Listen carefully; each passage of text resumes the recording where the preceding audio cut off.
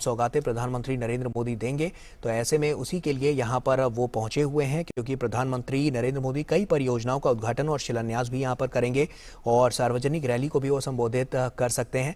तो अरुण भी हमारे सहयोगी हमारे साथ जुड़ चुके हैं। अरुण, क्या हलचल अभी नजर आ रही है वहां पर?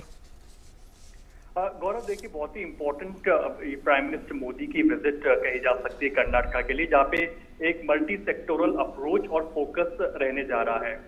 प्राइम मिनिस्टर नरेंद्र मोदी का एविएशन सेक्टर पर खास फोकस है कि कैसे पेनिट्रेशन बढ़ाया जा सके एयरपोर्ट का टीयर 2 टीयर 3 टाउन के अंदर, और उसी दिशा के अंदर आप कह सकते हैं कि 450 करोड़ के आसपास की लागत से बना जो एयरपोर्ट है वो बहुत ही इंपॉर्टेंट साबित हो सकता है एक रीजनल कनेक्टिविटी प्रोवाइड करने की दिशा के अंदर। अपार्ट फ्रॉम एविएशन, रेलवेज के लिए, स्मार्ट सिटीज के लिहाज से भी आज का दिन काफी सिग्निफिकेंट रहने जा रहा है, क्योंकि प्राइम मिनिस्टर नरेंद्र मोदी इस दिशा के अंदर भी कई इंपॉर्टेंट प्रोजेक्ट की शुरुआत करने जा रहे हैं। लेकिन टू बी जी अरुण, अगर इस लिहाज से बात करें तो कनेक्टिविटी के लिहाज से हमने देखा है कि तमाम बीते कुछ वर्षों में जो एयरलाइंस है उस सेक्टर में काफी योगदान प्रधानमंत्री नरेंद्र मोदी ने दिया है और साफ तौर पर कनेक्टिविटी को और बेहतर बनाया गया है।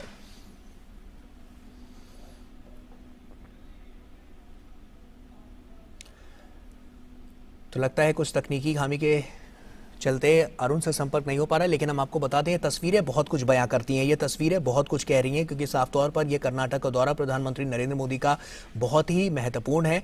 और ऐसे में शिवमोगा एयरपोर्ट की जो आज वो राष्ट्र को समर्पित करने जा रहे हैं, क्योंकि ये काफ़ी महत्वपूर्ण पूरा इनका दौरा, और उसके साथ ही कनेक्टिविटी के लिहाज से अगर हम बात करें तो बीते कुछ वर्षों में हमने देखा है कि प्रधानमंत्री नरेंद्र मोदी ने कनेक्टिविटी के लिहाज से बहुत सारे काम किए हैं। हमने एयरलाइंस की कनेक्टिविटी देखी है, हमने रेलवे की कनेक्टिविटी में तमाम वंदे भारत ट्रेनें भी चलाई, और उसके बाद अभी भी जो हम देख रहे हैं कि विकास की तमाम जो सौगातें हैं वो कर्नाटक को आज मिलती हुई नजर आएंगी। और अरुण, हमारे सहयोगी हमारे साथ लगातार जुड़ चुके हैं। और अरुण, साफ तौर पर क्योंकि हम जब कनेक्टिविटी की बात करते हैं तो हमने देखा है बीते कुछ वर्षों में कनेक्टिविटी पर खास फोकस किया गया है। केवल कनेक्टिविटी ही नहीं, कनेक्टिविटी कैसे नेक्स्ट जनरेशन हो सके, नेक्स्ट जनरेशन इंफ्रास्ट्रक्चर के तहत डेवलप की जा सके, इस बात पर भी फोकस है। अब हम जितने भी एयरपोर्ट का कंस्ट्रक्शन देख रहे हैं, जैसे कि मैंने आपको पहले बताया कि 2014 के अंदर लगभग 75 के आसपास एयरपोर्ट थे देश के अंदर। प्राइमरीली बड़े शहरों में आप एयरपोर्ट्स पाते थे, लेकिन पिछले 8 सालों के अंदर प्राइम मिनिस्टर। ठीक है अरुण, आपको रोकना चाहूंगा, आप सीधे वहां का रुख करते हैं और देखते हैं शिवमोगा एयरपोर्ट का। प्रधानमंत्री नरेंद्र मोदी यहाँ पर पहुंच चुके हैं मंच पर।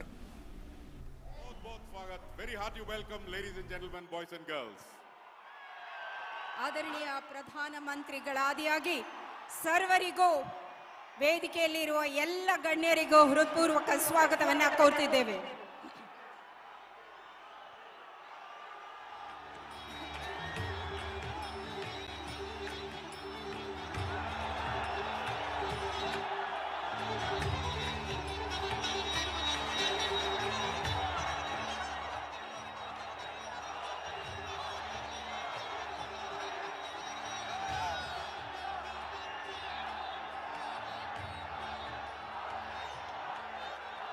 ಆತ್ಮೀಯ ಬಂಧುಗಳೇ, ತಮ್ಮೆಲ್ಲರಿಗೂ ನಮಸ್ಕಾರ।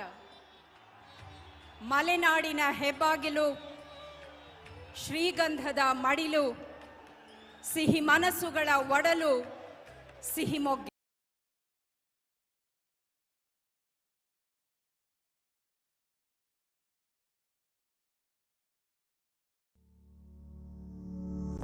Scalar is organizing this free workshop on introduction to Tableau. And if you're an aspiring data analyst, business analyst, or anyone who wants to explore a career in data science, you must absolutely register for this right now. In this hands-on workshop, we will be teaching you Tableau right from the very basics, like connecting to the data, working with categorical, geographic, and time series data. And by the end of this session, you would have also learned how to build a fully functional dashboard that answers most of your analytical questions. Click on the link below to register.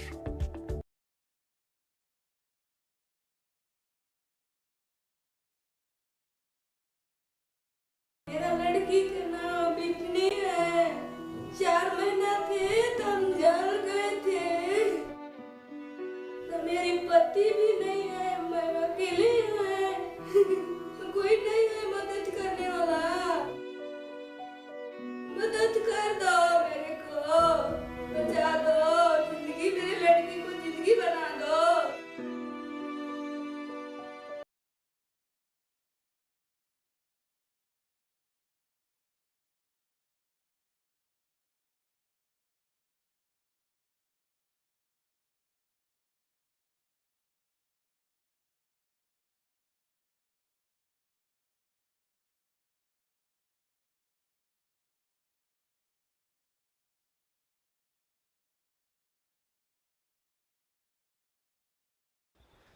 A very good evening.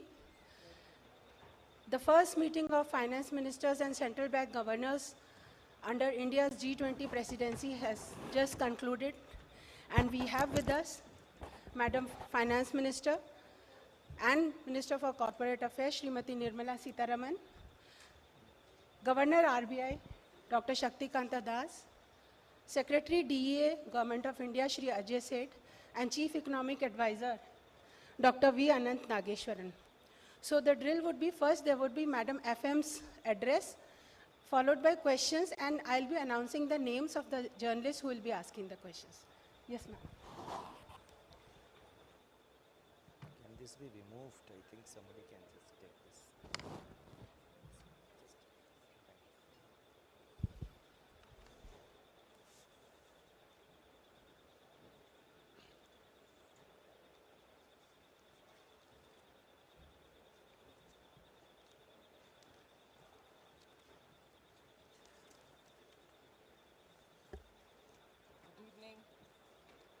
Good evening.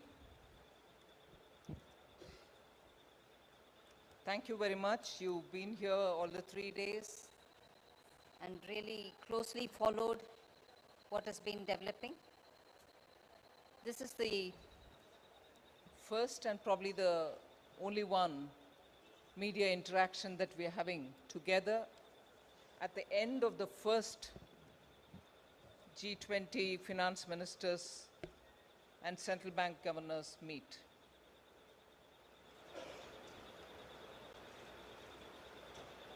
The objective of this FMCBG meeting is to seek guidance from the finance ministers and central bank governors on the areas of work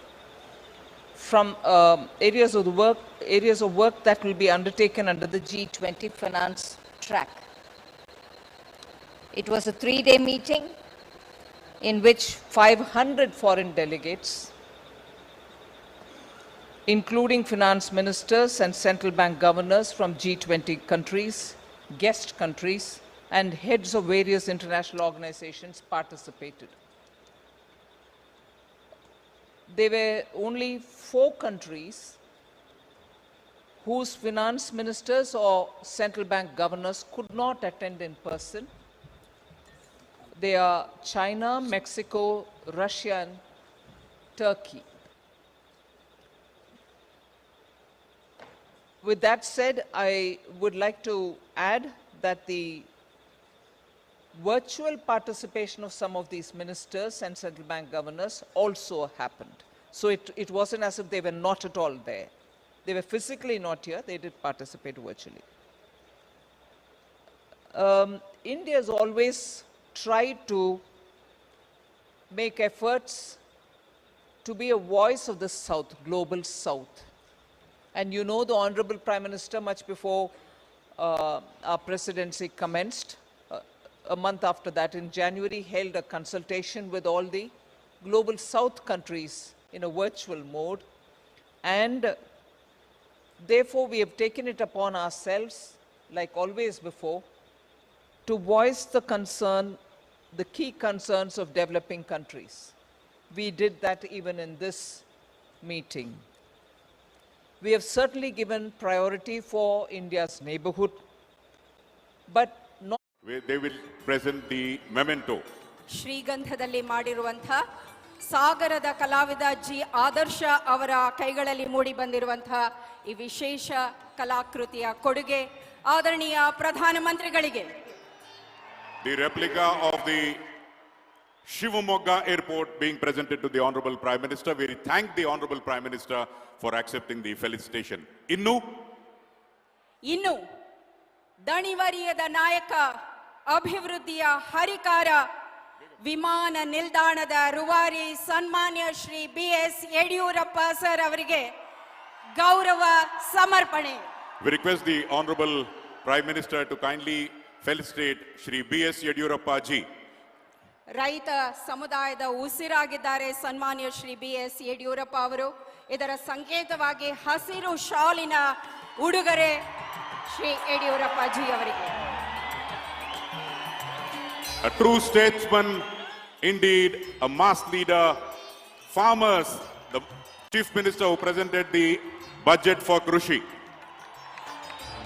ಇನ್ನು ಅಡಿಕೆಯ ಈ ಮಾಲಿಕೆ ಮಲೆನಾಡು ಪ್ರದೇಶ, ಇಲ್ಲಿನ ಬೆಳೆ ಎಲ್ಲವನ್ನ ಸಂಕೇತಿಸುವ ಅಡಿಕೆಯ ಹಾರ, ಅದರ ಕಾಣಿಕೆಯನ್ನ ಖುದ್ದು ಆದರಣೀಯ ಪ್ರಧಾನ ಮಂತ್ರಿಗಳು ಸನ್ಮಾನ್ಯ ಶ್ರೀ BS ಯಡಿಯೂರಪ್ಪ ಅವರಿಗೆ ಅವರ ಹುಟ್ಟು ಹಬ್ಬದ ಈ ವಿಶೇಷ ಸಂದರ್ಭದಲ್ಲಿ ಅವರಿಗೆ ನೀಡುತ್ತಿದ್ದಾರೆ. ಇನ್ನು ಸಾಂಪ್ರದಾಯಿಕ ಮೈಸೂರು ಪೇಟವನ್ನ ಪ್ರಧಾನಮಂತ್ರಿಗಳು ತೊಡಿಸಲಿದ್ದಾರೆ. ಆನಂತರ ರೈತರ ಜೀವನಾಡಿ the flow will be presented.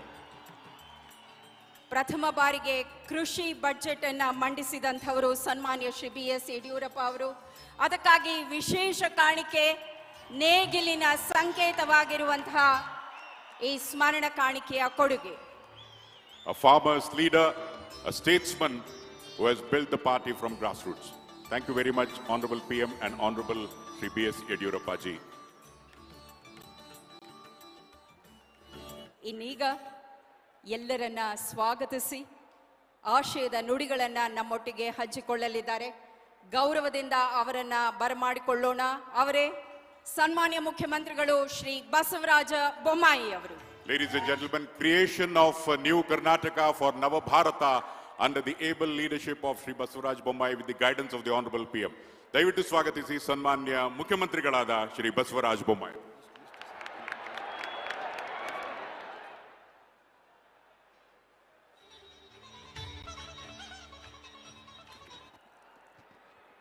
ಎಲ್ಲರಿಗೂ ನಮಸ್ಕಾರ.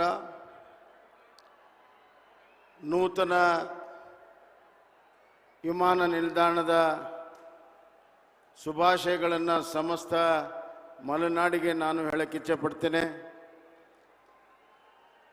ನೂತನ ವಿಮಾನ ನಿಲ್ದಾಣ ಉದ್ಘಾಟನೆಗೆ ಬಂದಿರುವಂಥ ನಮ್ಮೆಲ್ಲರ ನೆಚ್ಚಿನ ನಾಯಕರು, ವಿಶ್ವಮಾನ್ಯ ನಾಯಕರು, ಬಡವರ ಬಂಧು, ಈ ದೇಶವನ್ನು ಅಮೃತ ಕಾಲದಲ್ಲಿ ಅತ್ಯಂತ ಸಶಕ್ತವಾಗಿ ಭಾರತವನ್ನು ಕಟ್ಟಲು ಸಂಕಲ್ಪವನ್ನು ಮಾಡಿರುವಂಥ ಸನ್ಮಾನ್ಯ ಪ್ರಧಾನಮಂತ್ರಿಗಳಾದಂಥ ಗೌರವಾನ್ವಿತ ನರೇಂದ್ರ ಮೋದಿಜಿಯವರಿಗೆ ಸ್ವಾಗತವನ್ನು ಬಯಸ್ತಾ ಇದ್ದೇನೆ. ಈ ಏರ್ಪೋರ್ಟ್ಗೆ ಕಾರಣೀಕರ್ತರು, ಕರ್ನಾಟಕದ ಧೀಮಂತ ನಾಯಕರು, ರೈತ ಬಂಧು, ಅಭಿವೃದ್ಧಿಯ ಹರಿಕಾರರು, ನನ್ನ ನೆಚ್ಚಿನ ನಾಯಕರಾದಂಥ ಸನ್ಮಾನ್ಯ ನಿಕಟಪೂರ್ವ ಮುಖ್ಯಮಂತ್ರಿಯಾದಂಥ ಶ್ರೀ BS ಯಡಿಯೂರಪ್ಪ ಸಾಹೇಬ್ರೆ, ನನ್ನ ಸಚಿವ ಸಂಪುಟದ ಎಲ್ಲ ಸಹೋದ್ಯೋಗಿಗಳೇ, ಶಾಸಕ ಮಿತ್ರರೇ, ಈ ಕ್ಷೇತ್ರವನ್ನು ಪ್ರತಿನಿಧಿಸುವಂಥ ಯುವ ನೆಚ್ಚಿನ ಸಂಸತ್ ಸದಸ್ಯರಾದಂಥ ಶ್ರೀ BY ರಾಘವೇಂದ್ರ ಅವರೇ ಮತ್ತು ಅಪಾರ ಸಂಖ್ಯೆಯಲ್ಲಿ ನೆರೆದಿರುವಂಥ ಎಲ್ಲ ನನ್ನ ಅಣ್ಣ ತಮ್ಮಂದಿರೇ, ಅಕ್ಕ ತಂಗಿಯರೇ, ಮಾಧ್ಯಮದ ಸ್ನೇಹಿತರು, ಇವತ್ತು ನಮ್ಮೆಲ್ಲರಿಗೂ ಕೂಡ ಅತ್ಯಂತ ಸಂತೋಷದ ದಿನ, ಸುವರ್ಣ ಅಕ್ಷರದಲ್ಲಿ ಬರೆದಿಡುವಂಥ ದಿನ. ಶಿವಮೊಗ್ಗದಲ್ಲಿ ಇವತ್ತು ನೂತನವಾಗಿರುವಂಥ ವಿಮಾನ ನಿಲ್ದಾಣ ಉದ್ಘಾಟನೆಗೊಂಡಿದೆ. ಇದು ಮಲೆನಾಡಿನ ಒಂದು ಹೆಬ್ಬಾಗಲಾಗಿರುವಂಥ ಶಿವಮೊಗ್ಗ ವಾಣಿಜ್ಯೋದ್ಯಮ, ವ್ಯಾಪಾರ, ವಹಿವಾಟ, ಕೃಷಿ ಅಭಿವೃದ್ಧಿ, ಕೈಗಾರಿಕೆ ಅಭಿವೃದ್ಧಿ, ಔದ್ಯೋಗಿಕ ಅಭಿವೃದ್ಧಿ, ಯುವಕರಿಗೆ ಹೊಸ ಉದ್ಯೋಗಗಳು, ಇವೆಲ್ಲವನ್ನು ಸಹಕಾರ ಮಾಡುವಂಥ ಒಂದು ಹೆಬ್ಬಾಗಲು ಆಗಲಿದೆ ಈ ಏರ್ಪೋರ್ಟ್ ಅನ್ನುವಂಥ ಮಾತನ್ನು ಹೇಳಕ್ಕೆ ಇಚ್ಛೆ ಪಡ್ತೇನೆ. ಈ ಏರ್ಪೋರ್ಟ್ನಿಂದ ಇವತ್ತು ಬೆಂಗಳೂರಿಗೆ ಮಾತ್ರ ಅಲ್ಲ, ಇಡೀ ಭಾರತ ದೇಶದ ಮೂಲೆ ಮೂಲೆಗೆ ಇವತ್ತು ನಮ್ಮ ಶಿವಮೊಗ್ಗವನ್ನು ಕನೆಕ್ಟ್ ಮಾಡ್ತಾ ಇದೆ. ಕೆಲವೇ ವರ್ಷಗಳಲ್ಲಿ, ಇನ್ನೊಂದು 2 ವರ್ಷದಲ್ಲಿ ಇದು ಅಂತಾರಾಷ್ಟ್ರೀಯ ಮಟ್ಟದ ವಿಮಾನ ನಿಲ್ದಾಣ ಆಗಲಿದೆ ಅನ್ನೋಂಥ ಮಾತನ್ನು ಈ ಸಂದರ್ಭದಲ್ಲಿ ನಾನು ಹೇಳಕ್ಕೆ ಇಚ್ಛೆ ಪಡ್ತೇನೆ.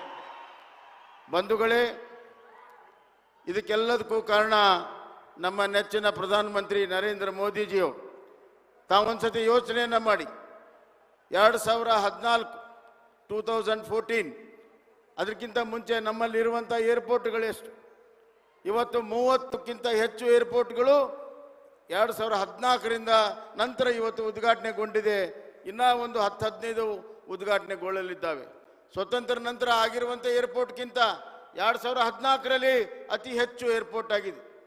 ಕೇವಲ ಏರ್ಪೋರ್ಟ್ ಅಲ್ಲ, ಸ್ವತಂತ್ರ ನಂತರ ಆಗಿರುವಂಥ ಮೆಡಿಕಲ್ ಕಾಲೇಜ್ ಅವು ಇವತ್ತು 2014 ನಂತರ ಹೋಲಿಸಿದಾಗ ಅತ್ಯಧಿಕ ಮೆಡಿಕಲ್ ಕಾಲೇಜು ಇವತ್ತು ದೇಶದಲ್ಲಿ ಆಗಿದೆ. ಕಳೆದ ವರ್ಷ ನಮಗೆ 4 ಮೆಡಿಕಲ್ ಕಾಲೇಜನ್ನು ಸನ್ಮಾನ್ಯ ನರೇಂದ್ರ ಮೋದಿಜಿಯವರು ಕೊಟ್ಟಿದ್ದಾರೆ. ಸ್ವತಂತ್ರ ನಂತರ 70 ವರ್ಷ ಇವತ್ತು ಎಷ್ಟು ಮನೆಗಳಿಗೆ ಕುಡಿಯೋ ನೀರು ಕೊಟ್ಟಿದ್ದು, ಅದಕ್ಕಿಂತ 2 ಪಟ್ಟು ಕೇವಲ 3 ವರ್ಷದಲ್ಲಿ ಜಲ್ ಜೀವನ್ ಮಿಷನ್ನಲ್ಲಿ ಇವತ್ತು ಸನ್ಮಾನ್ಯ ನರೇಂದ್ರ ಮೋದಿಜಿಯವರ ನಾಯಕತ್ವದಲ್ಲಿ ಇವತ್ತು ಕುಡಿಯೋ ನೀರು ಮನೆ ಮನೆಗೆ ಹರ್ ಘರ್ ಗಂಗಾ ಕೊಡುವಂಥ ಕೆಲಸವನ್ನು ಇವತ್ತು ಮಾಡಿದೆ. ಅದೇ ರೀತಿ ಸ್ವತಂತ್ರ ನಂತರ ಎಷ್ಟು ಮನೆಗಳನ್ನು ಕಟ್ಟಿದ್ರು. ಪ್ರಧಾನಮಂತ್ರಿ ಆವಾಸ್ ಯೋಜನೆಯಲ್ಲಿ 2014 ನಂತರ ಪ್ರಧಾನಮಂತ್ರಿ ನರೇಂದ್ರ ಮೋದಿಜಿಯವರು ಅದರ 2 ಪಟ್ಟು ಮನೆಗಳನ್ನು ಬಡವರಿಗಾಗಿ ಇವತ್ತು ಕಟ್ಟಿದ್ದಾರೆ. ಸ್ವತಂತ್ರ ನಂತರ ಎಷ್ಟು ಶೌಚಾಲಯಗಳಿತ್ತು, ಅದರ 3 ಪಟ್ಟು ಶೌಚಾಲಯಗಳನ್ನು ಕೇವಲ 7 ವರ್ಷದಲ್ಲಿ ಸ್ವಚ್ಛ ಭಾರತ ಅಡಿಯಲ್ಲಿ ನರೇಂದ್ರ ಮೋದಿಜಿಯವರು ಮಾಡಿದ್ದಾರೆ. ಹೇಳ್ತಾ ಹೋದರೆ ಬಹಳ ದೊಡ್ಡ ಪಟ್ಟಿ ಇದೆ. ಇವತ್ತು ಭಾರತ ದೇಶ ಆರ್ಥಿಕವಾಗಿ ಸಬಲವಾಗಿದೆ. ಇಡೀ ಜಗತ್ತು ನಮ್ಮನ್ನು ನೋಡ್ತಾ ಇದೆ. ಹೀಗಾಗಿ G20 ಅಧ್ಯಕ್ಷ ಸ್ಥಾನ ಇವತ್ತು ಭಾರತಕ್ಕೆ ಬಂದಿದೆ. ಅದಕ್ಕೆ ಕಾರಣೀಭೂತರು ನಮ್ಮ ಪ್ರಧಾನಮಂತ್ರಿ ನರೇಂದ್ರ ಮೋದಿಜಿ ಇರುವಂಥ ಮಾತನ್ನು ಹೇಳಕ್ಕೆ ಇಚ್ಛೆಪಟ್ಟು. G20 ಇಡೀ ವಿಶ್ವದ ಆರ್ಥಿಕ ಸಾಮಾಜಿಕ ಎಲ್ಲ ವಲಯಗಳಲ್ಲಿ ನಿರ್ಣಯ ಮಾಡುವಂಥ ಮಹತ್ವ G20. ಎಲ್ಲ ಮನುಷ್ಯನ ಬದುಕಿನಲ್ಲಿ ಪ್ರಗತಿಯನ್ನು ಮಾಡೋದಕ್ಕೆ ನಿರ್ಣಯಗಳನ್ನು ತೆಗೆದುಕೊಳ್ಳುವಂಥದ್ದು G20. ಅದರ ನಾಯಕತ್ವ ಇವತ್ತು ಅದರ ಅಧ್ಯಕ್ಷ ಸ್ಥಾನ ನಮ್ಮ ಭಾರತದ ಪ್ರಧಾನಮಂತ್ರಿಗಳಿಗೆ ಬಂದಿದೆ. ಇದು ನಮ್ಮ ಹೆಮ್ಮೆಯ ವಿಚಾರ. ನಮ್ಮ ಕರ್ನಾಟಕ ಭಾರತ ನಿರ್ಮಾಣದಲ್ಲಿ ಬಹಳ ಪ್ರಮುಖ ಪಾತ್ರವನ್ನು ವಹಿಸ್ತಾ ಇದೆ. ಆರ್ಥಿಕವಾಗಿ ಇವತ್ತು ಅತಿ ಹೆಚ್ಚು ವಿದೇಶಿ ಬಂಡವಾಳ ಬರುವಂಥದ್ದು ಕರ್ನಾಟಕಕ್ಕೆ. ಟೆಕ್ನಾಲಜಿಯಲ್ಲಿ ನಂಬರ್ 1 ಇದೆ, ಇನ್ನೋವೇಷನಲ್ಲಿ ನಂಬರ್ 1 ಇದೆ, ಮತ್ತು ಸಾಮಾಜಿಕವಾಗಿಯೂ ಕೂಡ ಬಹಳಷ್ಟು ಪ್ರಗತಿಯನ್ನು ನಾವು ಸಾಧಿಸ್ತಾ ಇದ್ದೇವೆ. ಇವತ್ತು ಕರ್ನಾಟಕದಲ್ಲಿ ಶಿವಮೊಗ್ಗ ಏರ್ಪೋರ್ಟ್ ಉದ್ಘಾಟನೆ ಆಗಿದೆ, ಬಿಜಾಪುರ ಉದ್ಘಾಟನೆಗೆ ಸಿದ್ಧ ಇದೆ, ಹಾಸನ ಪ್ರಗತಿ ಆಗ್ತಾ ಇದೆ, ಕಾರವಾರಲ್ಲಿ ಪ್ರಾರಂಭ ಆಗ್ತಾ ಇದೆ, ರಾಯಚೂರು, ಕೊಪ್ಪಳ ಮತ್ತು ದಾವಣಗೆರೆಯಲ್ಲಿ ಈ ವರ್ಷ ಮತ್ತೆ ಪ್ರಾರಂಭ ಆಗ್ತಾ ಇದೆ. ಹೀಗೆ ಏರ್ಪೋರ್ಟ್ಗಳ ಜಾಲ ಮತ್ತು ಪ್ರಧಾನಮಂತ್ರಿಗಳ ಆಶೀರ್ವಾದದಿಂದ ಇವತ್ತು ನಮ್ಮ ಸಾಗರ ಮಾಲಾದಲ್ಲಿ ಇವತ್ತು 7 ಪೋರ್ಟ್ಗಳ ಅಭಿವೃದ್ಧಿಯನ್ನು, ಮಂಗಳೂರು ಪೋರ್ಟ್, ಕಾರವಾರ ಪೋರ್ಟ್ ವಿಸ್ತರಣೆಯನ್ನು ಇವತ್ತು ನಾವು ಮಾಡ್ತಾ ಇದ್ದೇವೆ. ಹೀಗೆ ಸರ್ವಾಂಗೀಣ ಅಭಿವೃದ್ಧಿ ಆಗ್ತಾ ಇದೆ. ಕಳೆದ 5 ವರ್ಷದಲ್ಲಿ 6,000 ಕಿಲೋಮೀಟರ್ ನ್ಯಾಷನಲ್ ಹೈವೇ ಮಂಜೂರಾತಿಯಾಗಿದೆ, 64,000 ಕೋಟಿ ಮಂಜೂರಾತಿಯಾಗಿದೆ. ಅದರಲ್ಲಿ 34,000 ಕೋಟಿ ಇವತ್ತು ಕರ್ನಾಟಕಕ್ಕೆ ನಮ್ಮ ನರೇಂದ್ರ ಮೋದಿಜಿಯವರು ಬಿಡುಗಡೆ ಮಾಡಿದ್ದಾರೆ ಅನ್ನುವಂಥ ಮಾತನ್ನು ಹೇಳಕ್ಕೆ ಇಚ್ಛೆಪಡ್ತೇನೆ. 11ನೇ ತಾರೀಕು ಬೆಂಗಳೂರು ಮೈಸೂರು ಹೈವೇ ಉದ್ಘಾಟನೆ ಆಗ್ತಾ ಇದೆ, ಧಾರವಾಡದಲ್ಲಿ IIT ಉದ್ಘಾಟನೆ ಆಗ್ತಾ ಇದೆ. ಇವೆಲ್ಲವೂ ಕೂಡ ಡಬಲ್ ಇಂಜಿನ್ ಸರ್ಕಾರದ ಕೊಡುಗೆ. ನರೇಂದ್ರ ಮೋದಿಜಿಯವರ ನಾಯಕತ್ವದಲ್ಲಿ ಭಾರತಕ್ಕೆ ಇವತ್ತೇನು ಪ್ರಗತಿ ಆಗಬೇಕು ಅದು ಕರ್ನಾಟಕದಿಂದ ಸಾಧ್ಯ ಅಂತ ಹೇಳಿ ನರೇಂದ್ರ ಮೋದಿಜಿಯವರ ಕೊಡುಗೆ ಕಳೆದ 6-7 ವರ್ಷದಲ್ಲಿ ಬಹಳ ದೊಡ್ಡ ಪ್ರಮಾಣದಲ್ಲಿ ಕರ್ನಾಟಕಕ್ಕಿದೆ. ಡಬಲ್ ಇಂಜಿನ್ ಸರ್ಕಾರ ಇದ್ರೆ ಪ್ರಗತಿ ಆಗ್ತದೆ. ಕರ್ನಾಟಕವೂ ಕೂಡ ಭಾರತ ಹೆಂಗೆ ವಿಶ್ವಮಾನ್ಯಾಗಿದೆ, ಇಡೀ ದೇಶದಲ್ಲಿ ಕರ್ನಾಟಕವೂ ಕೂಡ ನಂಬರ್ 1 ಆಗ್ತದೆ. ನಿಮ್ಮೆಲ್ಲರ ಆಶೀರ್ವಾದ ಇರಲಿ ಅಂತ ಈ ಸಂದರ್ಭ ಕೇಳ್ಕೊಳ್ಳೋಕೆ ಇಚ್ಛೆ ಪಡ್ತೀನಿ. ಕೊನೆಯ ಮಾತು, ಸನ್ಮಾನ್ಯ ಯಡಿಯೂರಪ್ಪನವ್ರ ಸಾಹೇಬ್ ಹುಟ್ಟ ಹೋರಾಟಗಾರ. ಒಂದು ಕಾಲದಲ್ಲಿ ಅವರ ಮೇಲೆ ದೈಹಿಕ ಹಲ್ಲೆ ಆಗಿತ್ತು, ಅವರು ಮರಣಾಂತಕ ಹಲ್ಲೆ ಆಗಿತ್ತು. ಅವರು ಬಹಳಷ್ಟು ತೊಂದರೆಯಲ್ಲಿದ್ದರು. ಆದರೂ ಕೂಡ ಒಂದು ಕ್ಷಣವೂ ತಡಿಲಿಲ್ಲ. ಮತ್ತೆ ಪುಡ್ದೆದ್ದು ಜನರ ಸೇವೆಯನ್ನು ಮಾಡಿ ಜನರ ಹೃದಯದಲ್ಲಿ ಒಂದು ಸ್ಥಾನವನ್ನು ಗಳಿಸಿ ಮುನ್ಸಿಪಾಲಿಟಿ ಮೆಂಬರ್ನಿಂದ ಮುಖ್ಯಮಂತ್ರಿ ಆಗೋವರೆಗೂ 7 ಬಾರಿ ಆಯ್ಕೆಯಾಗಿ ಶಿಕಾರಿಪುರದಿಂದ ಇವತ್ತು ಅವರ ನಾಯಕತ್ವದ ಭದ್ರ ಬುನಾದಿ ಶಿವಮೊಗ್ಗ ಜಿಲ್ಲೆ ಶಿಕಾರಿಪುರ.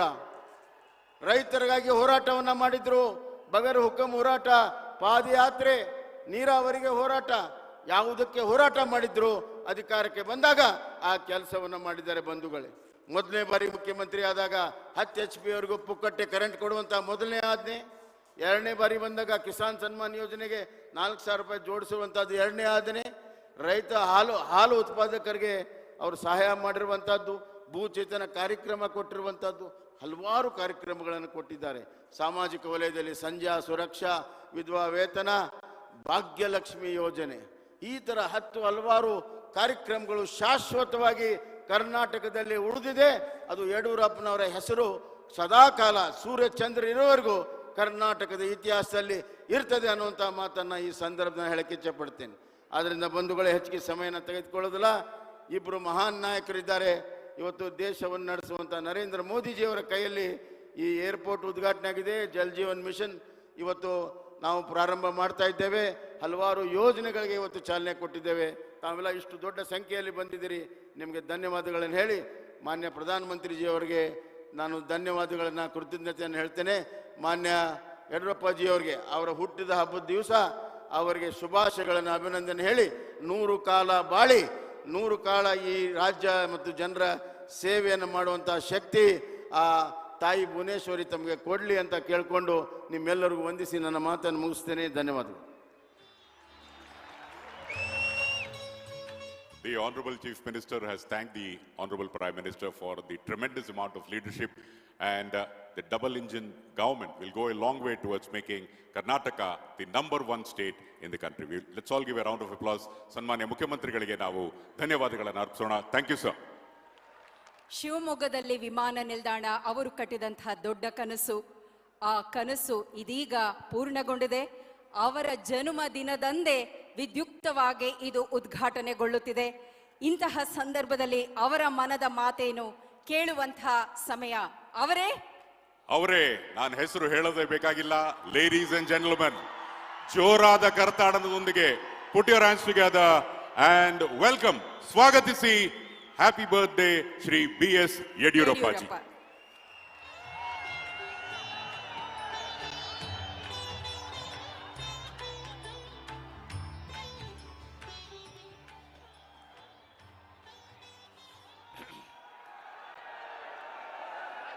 बोलो भारत माता के. ಪ್ರಧಾನಿ ನರೇಂದ್ರ ಮೋದಿ ಜಿ ಅವರಿಗೆ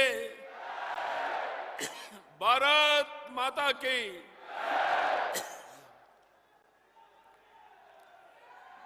ಇಡೀ ವಿಶ್ವವೇ ಮೆಚ್ಚಿರುವಂತ ಒಬ್ಬ ಆದರ್ಶ ನಾಯಕ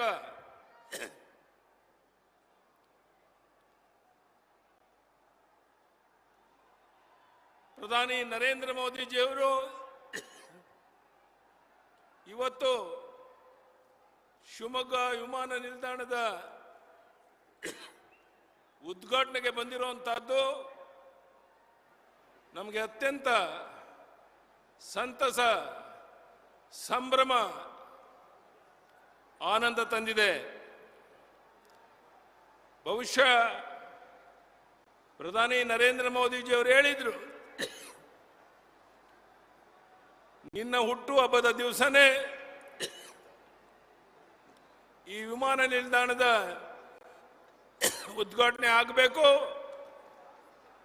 ನಾನು ಆ ದಿವಸ ಬಂದೇ ಬರ್ತೇನೆ ಅಂತ ಭರವಸೆಯನ್ನು ಕೊಟ್ಟಿದ್ರು. ಅದರಂತೆ ಬಂದು ಇವತ್ತು ಉದ್ಘಾಟನೆಯನ್ನು ಮಾಡಿದ್ದಾರೆ. ಅದಕ್ಕಾಗಿ ನಿಮ್ಮೆಲ್ಲರ ಪರವಾಗಿ ಪ್ರಣಾಮಗಳನ್ನು ಸಲ್ಲಿಸ್ತಾ ಇದ್ದೇನೆ. ಕಟ್ಟುವೆವು ನಾವು ಹೊಸನಾಡೊಂದನ್ನ, ರಸದ ಬೀಡೊಂದನ್ನ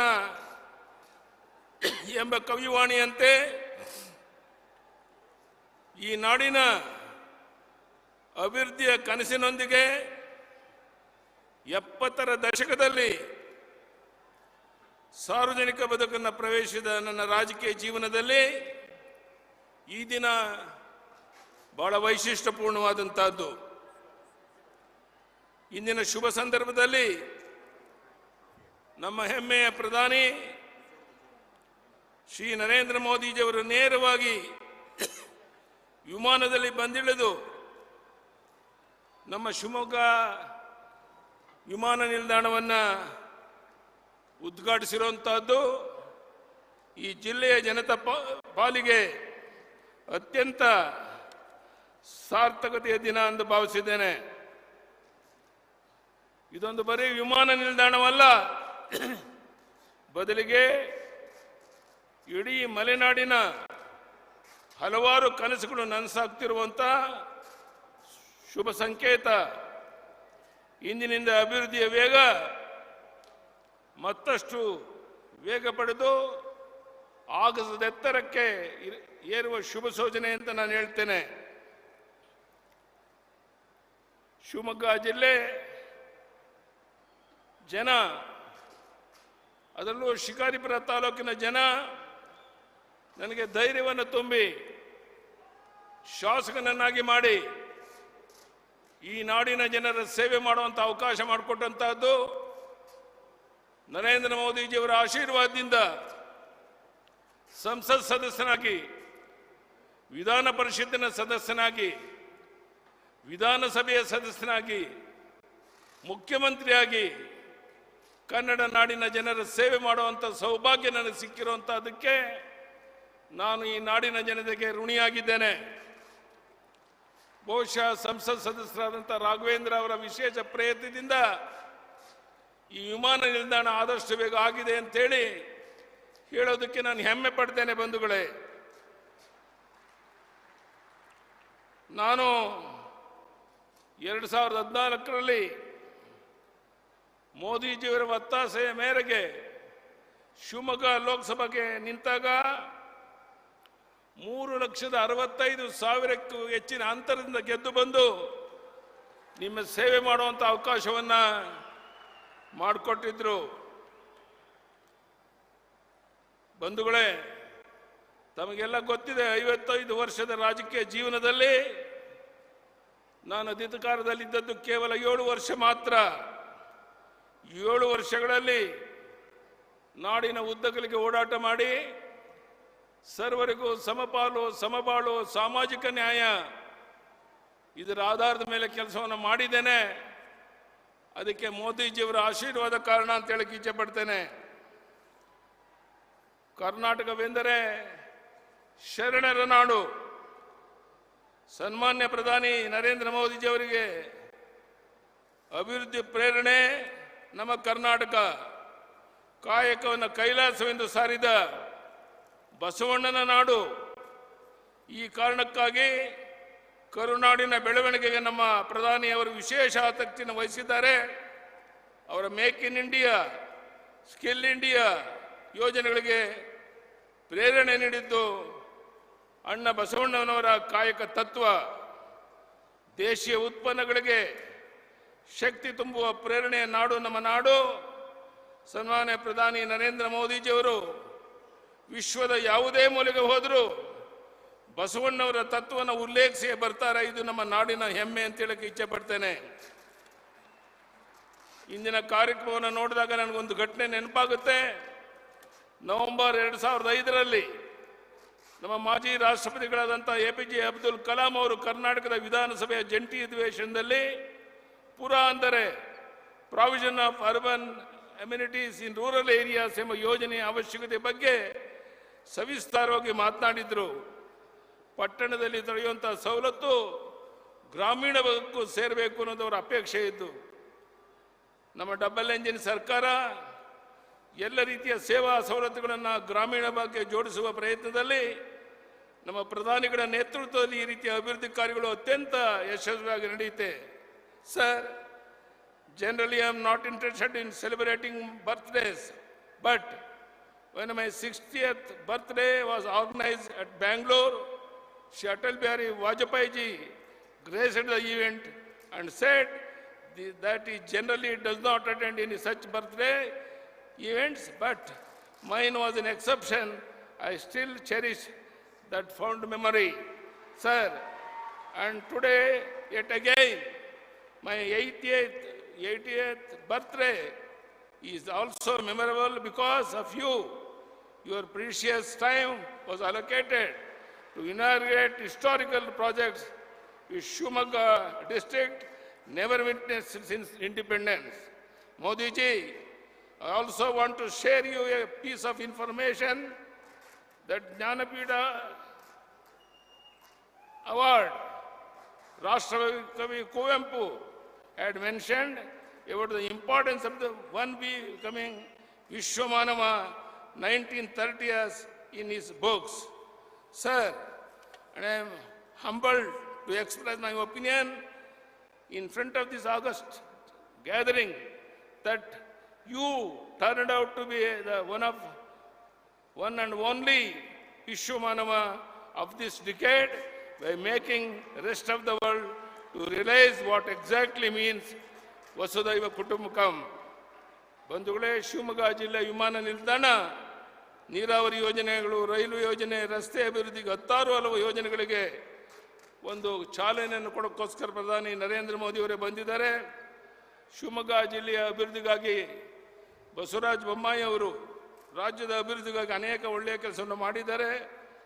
ಕ್ರಿಯಾಶೀಲ ಸಂಸತ್ ಸದಸ್ಯರಾದಂಥ ರಾಘವೇಂದ್ರ ಅವರ ಕೊಡುಗೆ ಶಿವಮೊಗ್ಗ ಜಿಲ್ಲೆಗೆ ಅಪಾರವಾದಂಥ ಮತ್ತೊಮ್ಮೆ ಹೇಳ್ತಾ, ಶಿವಮೊಗ್ಗ ಹಾಗೂ ಮಲೆನಾಡಿನ ಜನತೆಗೆ, ಮಾಧ್ಯಮ ಮಿತ್ರರಿಗೆ, ವಿಶೇಷವಾಗಿ ನಮ್ಮನ್ನು ಹರಿಸೋದಕ್ಕೆ, ಆಶೀರ್ವಾದ ಮಾಡೋದಕ್ಕೆ ಬಹಳ ದೂರದಿಂದ ಇಲ್ಲಿಗೆ ಬಂದಿರುವಂಥ ಪ್ರಧಾನಿ ನರೇಂದ್ರ ಮೋದಿಜಿಯವರಿಗೆ ಮತ್ತೊಮ್ಮೆ ನಿಮ್ಮೆಲ್ಲರ ಪರವಾಗಿ ವಂದನೆ, ಅಭಿನಂದನೆಯನ್ನು ಸಲ್ಲಿಸಿ, ವೇದಿಕೆ ಮೇಲೆ ಕುಂತಿರುವಂಥ ಎಲ್ಲ ಸಚಿವರಿಗೆ, ಶಾಸಕರಿಗೆ, ಹಿರಿಯ ಮುಖಂಡರಿಗೆ, ಇಷ್ಟು ದೊಡ್ಡ ಸಂಖ್ಯೆಯಲ್ಲಿ ಬಂದಿರುವಂಥ ಜನಸ್ತೋಮಕ್ಕೆ ವಂದನೆ, ಅಭಿನಂದನೆಯನ್ನು ಸಲ್ಲಿಸಿ, ಮಾಧ್ಯಮ ಸ್ನೇಹಿತರಿಗೂ ವಂದಿಸಿ ನನ್ನ ಮಾತನ್ನು ಮುಗಿಸ್ತೇನೆ.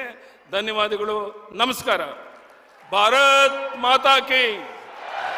ಕೈ ಎತ್ತಿ ಹೇಳಬೇಕು. ಪ್ರಧಾನಿ ನರೇಂದ್ರ ಮೋದಿಜಿಯವರಿಗೆ, ಪ್ರಧಾನಿ ನರೇಂದ್ರ ಮೋದಿಜಿಯವರಿಗೆ, ಪ್ರಧಾನಿ ನರೇಂದ್ರ ಮೋದಿಜಿಯವರಿಗೆ. ಭಾರತ್ ಮಾತಾ ಕಿ. Well, ladies and gentlemen, it's indeed a matter of great pride that the Honorable Prime Minister himself has stood and congratulated the great leader, mass leader, Shri B.S. Yediyurappa ji. Nivelru ondsala jorada kartaಡದೊಂದಿಗೆ put your hands together and let's all thank Shri B.S. Yediyurappa ji for his leadership and dynamic leadership. ಬಂಧುಗಳೇ, ಎಲ್ಲರೂ ಕಾತರದಿಂದ ಕಾಯುತ್ತಿರುವಂತಹ ಆ ಅಮೃತ ಘಳಿಗೆ ಈಗ ಬಂದಿದೆ. ಸೋಗಾನಿಯಲ್ಲಿ ಇದೀಗ ವಿದ್ಯುಕ್ತವಾಗಿ ಗೃಹ ಪ್ರವೇಶ, ಶಿವಮೊಗ್ಗ ವಿಮಾನ ನಿಲ್ದಾಣದ ಉದ್ಘಾಟನೆ. We request the Honorable Prime Minister to kindly unveil the plaque to mark the inauguration of Shivamogga Airport. Ladies and gentlemen, the historic occasion is here. ಐತಿಹಾಸಿಕ ಕ್ಷಣವಿದು.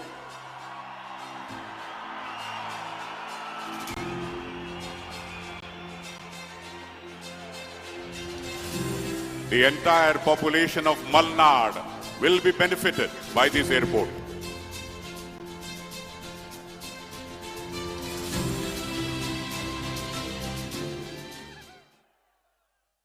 ಶಿವಮೊಗ್ಗ ವಿಮಾನ ನಿಲ್ದಾಣ ಕುರಿತು ಈ ಕಿರುಚಿತ್ರ. We'll now have a short film on the airport. Let's have the video, please. Bharat ದೇಶ ಕಳೆದ 9 ವರ್ಷಗಳಲ್ಲಿ ವಾಯುಯಾನ ವಿಭಾಗದಲ್ಲಿ ಅಭೂತಪೂರ್ವ ಬೆಳವಣಿಗೆಯನ್ನು ಕಂಡಿದೆ. 2014ರಿಂದ 2019ರವರೆಗೆ ವಿಮಾನ ಯಾತ್ರಿಕರ ಸಂಖ್ಯೆ 160 ಮಿಲಿಯನ್ನಿಂದ 341 ಮಿಲಿಯನ್ಗೆ ಏರಿಕೆಯಾಗಿದೆ. 2014ರಲ್ಲಿ ಭಾರತದಲ್ಲಿ 74 ವಿಮಾನ ನಿಲ್ದಾಣಗಳು ಕಾರ್ಯಾಚರಿಸುತ್ತಿದ್ದವು. ಪ್ರಸ್ತುತ 2022ರಲ್ಲಿ ಅದರ ಸಂಖ್ಯೆ ದ್ವಿಗುಣಗೊಂಡು 147ಕ್ಕೆ ಏರಿಕೆಯಾಗಿದೆ. ಈ ಅಪೂರ್ವ ರೂಪಾಂತರಕ್ಕೆ ಕಾರಣವಾಗಿದ್ದು ನಮ್ಮ ಗೌರವಾನ್ವಿತ ಪ್ರಧಾನಮಂತ್ರಿಗಳ ಅನನ್ಯವಾದ ದೂರದೃಷ್ಟಿತ್ವ. हवाई चप्पल पहनने वाला भी हवाई यात्रा का आनंद उठा सके, इसी सोच के साथ हमारी सरकार ने उड़ान योजना की शुरुआत की. ಈ ಅಭಿವೃದ್ಧಿಯ ಯಶೋಗಾಥೆಯಲ್ಲಿ ಕರ್ನಾಟಕ ಸರ್ಕಾರದ ಪಾತ್ರವು ಮಹತ್ವವಾದದ್ದು. ಹೊಸ ವಿಮಾನ ನಿಲ್ದಾಣದ ನಿರ್ಮಾಣಕ್ಕೆ ನಿರಂತರ ಆರ್ಥಿಕ ಶಕ್ತಿಯನ್ನು ನೀಡಿದೆ. ಇದೀಗ ಹೊಸ ಅಧ್ಯಾಯ ಆರಂಭಗೊಂಡಿದೆ. ಶಿವಮೊಗ್ಗ ವಿಮಾನ ನಿಲ್ದಾಣ ತನ್ನ ಪ್ರಯಾಣಿಕರಿಗಾಗಿ ಕದ ತೆರೆದು ನಿಂತಿದೆ. ಶಿವಮೊಗ್ಗ ವಿಮಾನ ನಿಲ್ದಾಣದಿಂದಾಗಿ ಕರ್ನಾಟಕದ ಮಲೆನಾಡು ಪ್ರದೇಶದಲ್ಲಿ ಹೊಸ ಅಭಿವೃದ್ಧಿಯ ಯುಗ ಆರಂಭಗೊಳ್ಳಲಿದೆ. ಇದು ದೇಶದ ಅನೇಕ ನಗರಗಳೊಂದಿಗೆ ಸಂಪರ್ಕ ಸಾಧಿಸಲಿದೆ. ಹೊಸ ವಿಮಾನ ನಿಲ್ದಾಣದಿಂದಾಗಿ ಮಲೆನಾಡಿನಲ್ಲಿ ಅವಕಾಶದ ಹೊಸ ಜಗತ್ತು ತೆರೆದುಕೊಳ್ಳಲಿದೆ. ಪ್ರವಾಸೋದ್ಯಮ, ಯುವಜನತೆಗೆ ಉದ್ಯೋಗ, ಆರ್ಥಿಕ ಬೆಳವಣಿಗೆಯಾಗಲಿದೆ. 775 ಎಕರೆಯಲ್ಲಿ ನಿರ್ಮಿತವಾದ ಈ ವಿಮಾನ ನಿಲ್ದಾಣಕ್ಕೆ ತಗುಲಿದ ವೆಚ್ಚ 450 ಕೋಟಿ. ಆಧುನಿಕ ಸೌಕರ್ಯದಿಂದ ಕೂಡಿರುವ ಯಾತ್ರಿಕರ ಟರ್ಮಿನಲ್ ಹೊಂದಿರುವ ಈ ನಿಲ್ದಾಣ ಅದ್ಭುತ ವಿನ್ಯಾಸ ಹೊಂದಿದೆ. ನಿಲ್ದಾಣದಲ್ಲಿರುವ ಮೂಲಸೌಕರ್ಯ ಮತ್ತು ಸೌಲಭ್ಯಗಳು ಪ್ರಯಾಣಿಕರಿಗೆ ಉಲ್ಲಾಸದ ಅನುಭವವನ್ನು ನೀಡಲಿದೆ. ಹಾಗೂ ಈ ನಿಲ್ದಾಣವು ಒಂದು ಬಾರಿಗೆ 300 ಪ್ರಯಾಣಿಕರನ್ನು ನಿಭಾಯಿಸುವ ಸಾಮರ್ಥ್ಯ ಹೊಂದಿದೆ. ಶಿವಮೊಗ್ಗ ವಿಮಾನ ನಿಲ್ದಾಣ ಮಲೆನಾಡಿಗೆ ಹೊಸ ಹೆಬ್ಬಾಗಿಲು. ಇಂದು ಈ ವಿಮಾನ ನಿಲ್ದಾಣ ಗೌರವಾನ್ವಿತ ಪ್ರಧಾನಮಂತ್ರಿಗಳಾದ Shri Narendra ಮೋದಿಯವರಿಂದ ಲೋಕಾರ್ಪಣೆಗೊಳ್ಳಲಿದೆ.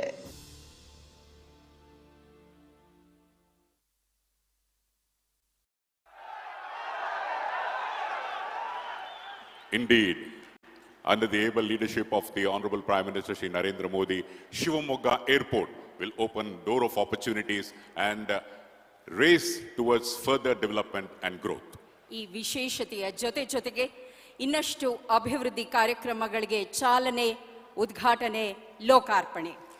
Several projects are going to be inaugurated, dedicated and laying of the foundation stone. First of all, we'll have the inauguration of Shivamogga Smart City projects. ಇದಲ್ಲದೆ ಶಿಮುಲ್ನ ನೂತನ ಪ್ಯಾಕಿಂಗ್ ಘಟಕದ ಲೋಕಾರ್ಪಣೆ, ಅಲ್ಲದೆ ಮಲೆನಾಡು ಅಡಕೆ ಮಾರುಕಟ್ಟೆ ಸಹಕಾರಿ ಸಂಸ್ಥೆಯ ಹೊಸ ಕೇಂದ್ರದ ಲೋಕಾರ್ಪಣೆ. Laying of foundation stone for Shivamogga Shikaripura Ranibennur new railway lane and Kote Ganguru railway coaching depot. ಮತ್ತು ರಾಷ್ಟ್ರೀಯ ಹೆದ್ದಾರಿ ಯೋಜನೆ ಹಾಗೂ ಬಹುಹಳ್ಳಿ ಯೋಜನೆಯಾದ ಜಲ್ ಜೀವನ್ ಮಿಷನ್ ಯೋಜನೆ, ಇದರ ಉದ್ಘಾಟನೆ ಮತ್ತು ಲೋಕಾರ್ಪಣೆ ಇದೀಗ ಸಾಧ್ಯವಾಗಲಿದೆ. We now request the Honorable Prime Minister to kindly unveil the plaque signaling the inauguration, the dedication to the nation, laying of foundation of stone of all these projects. Your round of applause. ಅಭಿವೃದ್ಧಿ ಪಥದಲ್ಲಿ ದೊಡ್ಡ ಹೆಜ್ಜೆ ಇದನ್ನ ದಾಖಲಿಸುತ್ತಿದೆ ಈ ಕ್ಷಣ.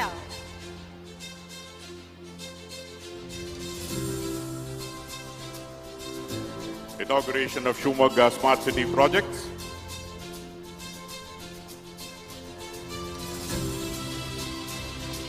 ಶಿಮುಲ್ನ ನೂತನ packing ಘಟಕದ ಲೋಕಾರ್ಪಣೆ,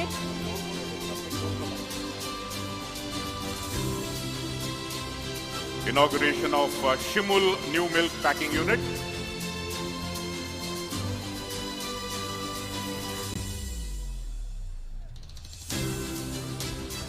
ಮಲೆನಾಡು ಅಡಿಕೆ ಮಾರುಕಟ್ಟೆ ಸಹಕಾರಿ ಸಂಸ್ಥೆಯ ಹೊಸ ಕೇಂದ್ರ, ನೂತನ ಕೇಂದ್ರದ ಲೋಕಾರ್ಪಣೆ. Inauguration of MAMCO's administration block.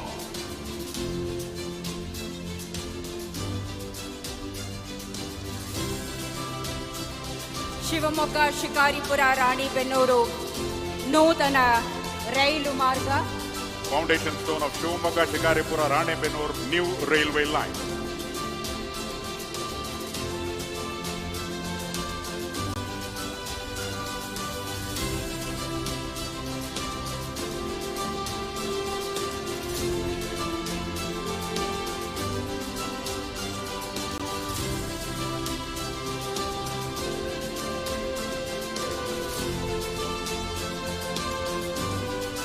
ಕೋಟೆ ಗಂಗೂರು ರೈಲ್ವೆ ಕೋಚಿಂಗ್ ಡಿಪೋ, ಇದಕ್ಕೆ ಶಂಕುಸ್ಥಾಪನೆ. Kote Ganguru railway coaching depot शंकुस्थापन.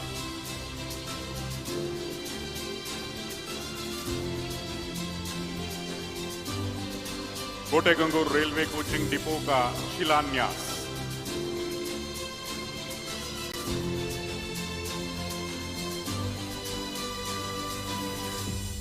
Shivamogga ರಾಷ್ಟ್ರೀಯ ಹೆದ್ದಾರಿ ಕಾಮಗಾರಿಗಳ ಶಂಕುಸ್ಥಾಪನೆ.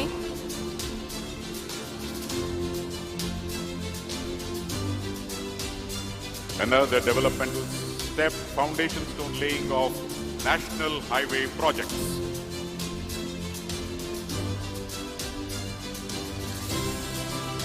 ಜಲ್ ಜೀವನ್ ಮಿಷನ್ ಬಹು ಹಳ್ಳಿಗಳಿಗೆ ಅನುಕೂಲ ಒದಗಿಸುವ ಈ ಯೋಜನೆಗಳಿಗೆ ಶಂಕುಸ್ಥಾಪನೆ. Inauguration and laying of foundation stone of Jal Jeevan Mission scheme projects.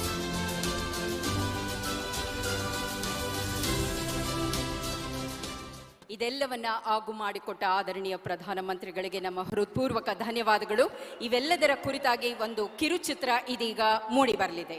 Ladies and gentlemen, we would like to thank the Honorable Prime Minister for inaugurating, unveiling, and laying of the foundation stone. We will now have short films on all the projects. Let's have the video, please.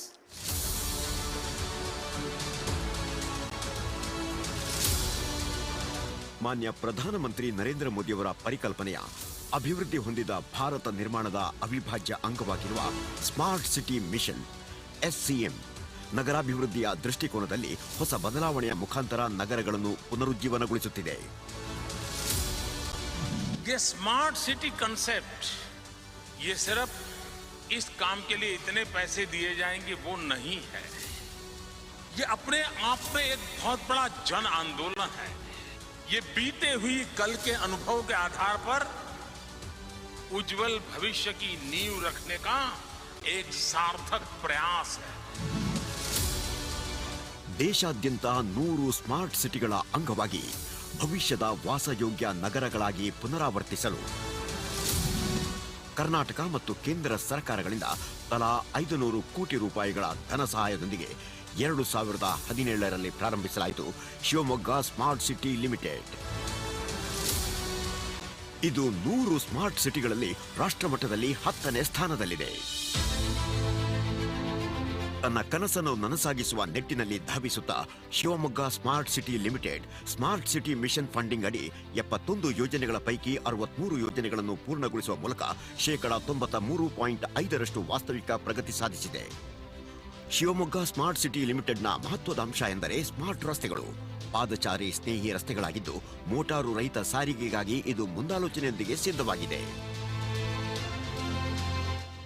ಮಕ್ಕಳು ಮತ್ತು ವಯಸ್ಕರಿಗಾಗಿ ಮನರಂಜನಾ ಚಟುವಟಿಕೆಗಳೊಂದಿಗೆ ಪ್ರಧಾನಿ ನರೇಂದ್ರ ಮೋದಿಯವರ fit India ಉಪಕ್ರಮಕ್ಕೆ ಪೂರಕವಾಗಿ SSCL ಹಸಿರು ಸ್ಥಳಗಳನ್ನು ಅಭಿವೃದ್ಧಿಪಡಿಸಿದೆ. Sabarmati river front ಮಾದರಿಯಲ್ಲಿ ತುಂಗಾ ನದಿಯ 2.8 ಕಿಲೋಮೀಟರ್ ಉದ್ದಕ್ಕೂ ಸಾರ್ವಜನಿಕ ಪ್ರೇಕ್ಷಣೀಯ ಸ್ಥಳವಾಗಿ ಅಭಿವೃದ್ಧಿಪಡಿಸಲಾಗುತ್ತಿದೆ. ರಿಮೋಟ್ ಕಾರ್ಯಾಚರಣೆಗಳಿಗಾಗಿ centralise control and monitoring system ಇಂಧನ ಸಂರಕ್ಷಣೆಯನ್ನು ಹೆಚ್ಚಿಸುತ್ತದೆ ಮತ್ತು ಸಾಂಪ್ರದಾಯಿಕ ಬೀದಿ ದೀಪಗಳನ್ನು ಬದಲಾಯಿಸಿ LED ದೀಪಗಳನ್ನು ಅಳವಡಿಸಲಾಗಿದೆ. ಇಂಟಿಗ್ರೇಟೆಡ್ ಕಮಾಂಡ್ ಮತ್ತು ಕಂಟ್ರೋಲ್ ಸೆಂಟರ್ ಉತ್ತಮ ಗುಣಮಟ್ಟದ ಸಾರ್ವಜನಿಕ ಸಂಚಾರ ಮತ್ತು ನಾಗರಿಕರ ಸುರಕ್ಷತೆ ಮತ್ತು ಯೋಗಕ್ಷೇಮವನ್ನು ಖಚಿತಪಡಿಸುತ್ತದೆ. SSCL ವಿಶ್ವದರ್ಜೆಯ ಸೌಲಭ್ಯಗಳನ್ನು ಸೃಷ್ಟಿಸುವುದಕ್ಕೆ ಮಾತ್ರ ಸೀಮಿತವಾಗಿಲ್ಲ. ಇದು ಸ್ಥಳೀಯ ಪ್ರವಾಸೋದ್ಯಮವನ್ನು ಉತ್ತೇಜಿಸಲು, ಪ್ರಾದೇಶಿಕ ಸಂಸ್ಕೃತಿಯ ಪುನರುಜ್ಜೀವನ, ಸ್ಥಳೀಯ ಪರಂಪರೆಯ ಪುನಃಸ್ಥಾಪನೆ ಮತ್ತು ಸಂರಕ್ಷಣೆಯನ್ನು ಖಚಿತಪಡಿಸುತ್ತಿದೆ. ಡಿಜಿಟಲ್ ಲೈಬ್ರರಿಗಳಂತಹ ಕ್ಷೇತ್ರಗಳಲ್ಲಿ SSCL ICT ಹಸ್ತಕ್ಷೇಪಗಳನ್ನು ಕೈಗೊಂಡಿದೆ. ಸುಮಾರು 3.6 ಲಕ್ಷ ನಾಗರಿಕರ ಜೀವನ ಮಟ್ಟವನ್ನು ಪರಿವರ್ತಿಸಿರುವ ಶಿವಮೊಗ್ಗ ಸ್ಮಾರ್ಟ್ ಸಿಟಿ ಲಿಮಿಟೆಡ್ ಹಸಿರು ನಗರೀಕರಣದ ಶಿವಮೊಗ್ಗವನ್ನು ಪರಿಸರ ಪ್ರವಾಸೋದ್ಯಮ ತಾಣವಾಗಿಸುವ ತನ್ನ ಕನಸನ್ನು ನನಸಾಗಿಸುತ್ತಿದೆ. ಇದು ಅಮೃತ ಕಾಲದ ಭಾರತದ ಮಾರ್ಗಸೂಚಿಯನ್ನು ಸಹ ರೂಪಿಸುತ್ತಿದೆ.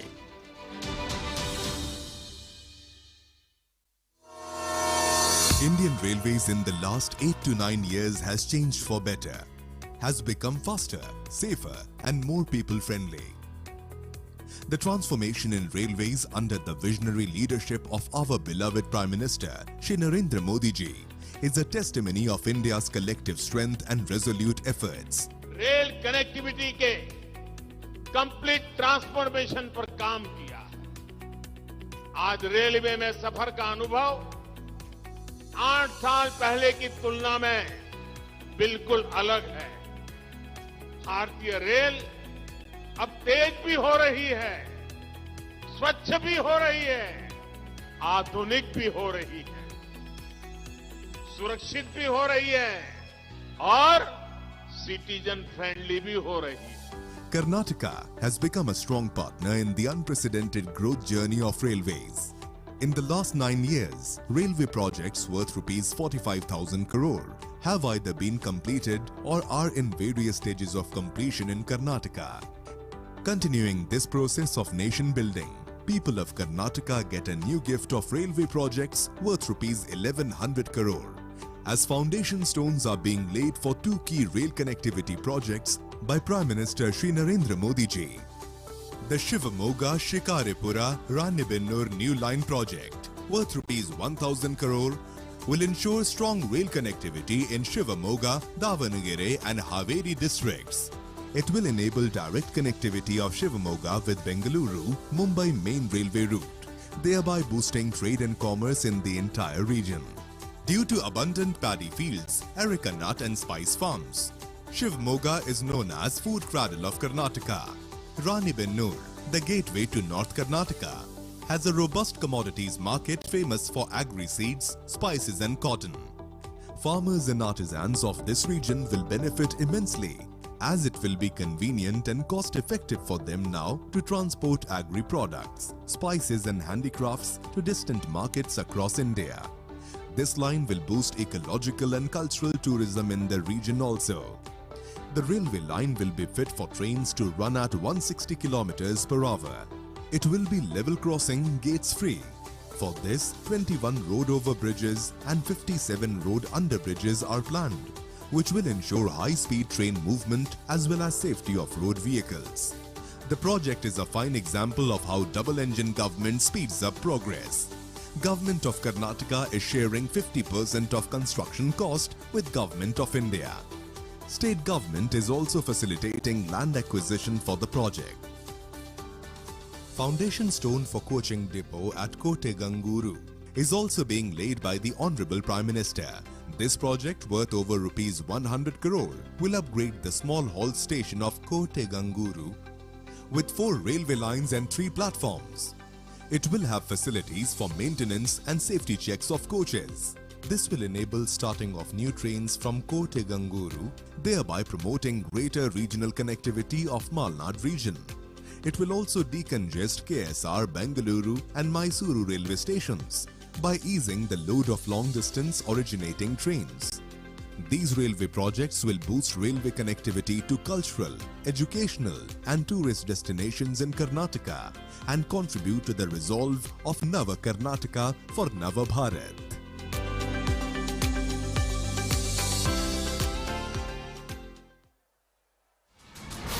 India has evolved as a strong, progressive, confident and economically powerful nation under the dynamic and visionary leadership of Prime Minister Shri Narendra Modi ji.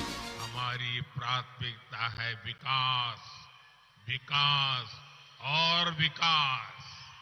मैं जानता हूं कि जब तक देश का एक भी जिला विकास के पैमाने पर पीछा रहेगा, तब तक देश विकसित नहीं हो सकता।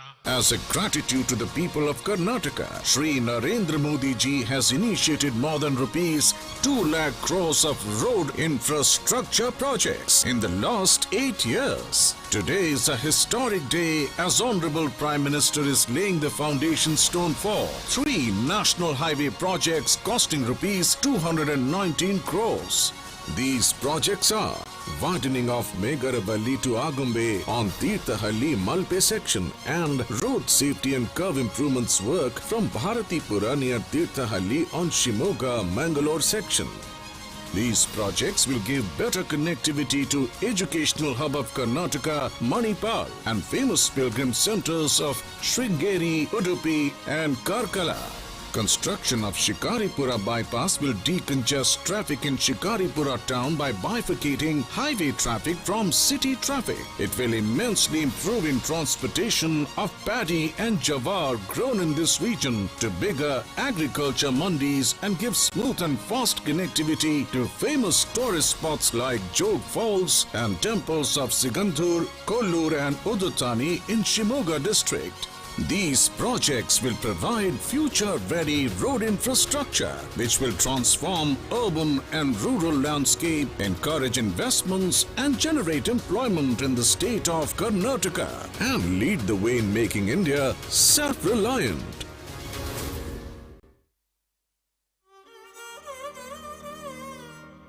ಭಾರತದ ಸ್ವಾತಂತ್ರ್ಯಕ್ಕೆ 70 ವರ್ಷಗಳಾದ ನಂತರವೂ ಕೇವಲ 3 ಕೋಟಿ ಮನೆಗಳಿಗಷ್ಟೇ ಶುದ್ಧ, ಸುರಕ್ಷಿತ ನೀರಿನ ನಳಸಂಪರ್ಕವಿತ್ತು.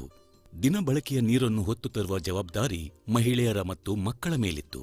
ಶ್ರೀ ನರೇಂದ್ರ ಮೋದಿಯವರ ದೂರದೃಷ್ಟಿಯ ನಾಯಕತ್ವದಲ್ಲಿ ಮಹತ್ವಾಕಾಂಕ್ಷಿ ಯೋಜನೆಯಾದ ಜಲಜೀವನ್ ಮಿಷನ್ ಅನ್ನು 2019ರಲ್ಲಿ ಆರಂಭಿಸಲಾಯಿತು.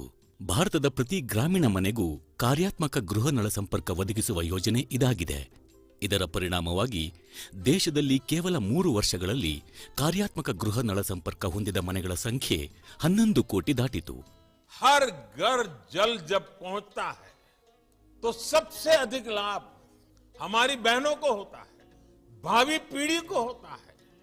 इसलिए इस मिशन के केंद्र में भी हमारी बहन बेटियां ही है. ಜಲಜೀವನ್ ಮಿಷನ್ ಅನ್ನು ಕರ್ನಾಟಕದಲ್ಲಿ ಮನೆ ಮನೆಗೆ ಗಂಗೆ ಎಂದು ಕರೆಯಲಾಗುತ್ತದೆ. ಪ್ರತಿ ಮನೆಗೂ ಕಾರ್ಯಾತ್ಮಕ ಗೃಹನಳ ಸಂಪರ್ಕ ಒದಗಿಸಲು ಅನೇಕ ಬಹುಗ್ರಾಮ ಕುಡಿಯುವ ನೀರಿನ ಯೋಜನೆಗಳನ್ನು ಜಾರಿಗೊಳಿಸಲಾಗಿದೆ. ಕರ್ನಾಟಕದಲ್ಲಿ ಈಗಾಗಲೇ 64 ಲಕ್ಷ ಮನೆಗಳಿಗೆ ಕಾರ್ಯಾತ್ಮಕ ಗೃಹನಳ ಸಂಪರ್ಕವನ್ನು ನೀಡಲಾಗಿದೆ. ಶಿವಮೊಗ್ಗ ಜಿಲ್ಲೆಯಲ್ಲಿ ದುರ್ಗಮ ಪ್ರದೇಶಗಳನ್ನು ಪ್ರವೇಶಿಸಿ ಕಠಿಣ ಪರಿಶ್ರಮದಿಂದ ಜಿಲ್ಲೆಯನ್ನು ಜಲಪರಿಪೂರ್ಣವಾಗಿಸುವತ್ತ ನಡೆ ಆರಂಭಿಸಲಾಯಿತು. ಇಂದು ಉದ್ಘಾಟಿಸಲಾಗುತ್ತಿರುವ ಗೌತಮಪುರ ಬಹುಗ್ರಾಮ ಕುಡಿಯುವ ನೀರಿನ ಯೋಜನೆಯು ವೃಷಭಾವತಿ ನದಿಗೆ ಕಟ್ಟಲಾದ ಆಂಬ್ಲಿಗೋಳ ಜಲಾಶಯದಿಂದ ನೀರನ್ನು ಪಡೆಯುತ್ತದೆ. 91 ಕೋಟಿ ರೂಪಾಯಿ ವೆಚ್ಚದಲ್ಲಿ ನಿರ್ಮಿಸಲಾಗಿರುವ ಈ ಯೋಜನೆಯು 64 ಗ್ರಾಮಗಳ 46,000 ಜನರಿಗೆ ಕಾರ್ಯಾತ್ಮಕ ಗೃಹ ನಳ ಸಂಪರ್ಕ ನೀಡಲಿದೆ. ಇಂದು ಇನ್ನೂ 3 ಯೋಜನೆಗಳಿಗೆ ಶಂಕುಸ್ಥಾಪನೆ ಮಾಡಲಾಗುತ್ತಿದೆ. ಅವು ಆವಿನಹಳ್ಳಿ, ಅಂಜನಾಪುರ ಹಾಗೂ ನಗರ ಬಹುಗ್ರಾಮ ಯೋಜನೆಗಳು. 860 ಕೋಟಿ ರೂಪಾಯಿ ವೆಚ್ಚದಲ್ಲಿ ನಿರ್ಮಾಣವಾಗಲಿರುವ ಈ ಯೋಜನೆಗಳ ಫಲವಾಗಿ 500 ಗ್ರಾಮಗಳಲ್ಲಿನ 4 ಲಕ್ಷಕ್ಕೂ ಹೆಚ್ಚು ಜನರಿಗೆ ನಳ ಸಂಪರ್ಕ ಸಿಗಲಿದೆ. ಸಾಗರ, ಶಿಕಾರಿಪುರ ಹಾಗೂ ಹೊಸನಗರ ತಾಲೂಕುಗಳ ಜನತೆಗೆ ಇದರ ಲಾಭ ದೊರಕಲಿದೆ. ಸನ್ಮಾನ್ಯ ಪ್ರಧಾನಮಂತ್ರಿಯವರು ಈ ಯೋಜನೆಗಳನ್ನು ಉದ್ಘಾಟಿಸುವುದರೊಂದಿಗೆ ಶಿವಮೊಗ್ಗ ಜಿಲ್ಲೆಯ ಪ್ರತಿಯೊಂದು ಮನೆಗೂ ಕಾರ್ಯಾತ್ಮಕ ನಳ ಸಂಪರ್ಕ ಒದಗಿಸುವ ಡಬಲ್ ಇಂಜಿನ್ ಸರ್ಕಾರದ ಪರಿಶ್ರಮ ಇನ್ನಷ್ಟು ಹೆಚ್ಚಲಿದೆ. ಜಲಜೀವನ್ ಮಿಷನ್ ಶುದ್ಧ ನೀರಿನ ಆನಂದವನ್ನು ಜಿಲ್ಲೆಯ ಪ್ರತಿ ಮನೆಗೂ ಒದಗಿಸುವ, ಜನರ ಬದುಕು ಹಸನಾಗಿಸುವ ಭರವಸೆ ತಂದಿದೆ.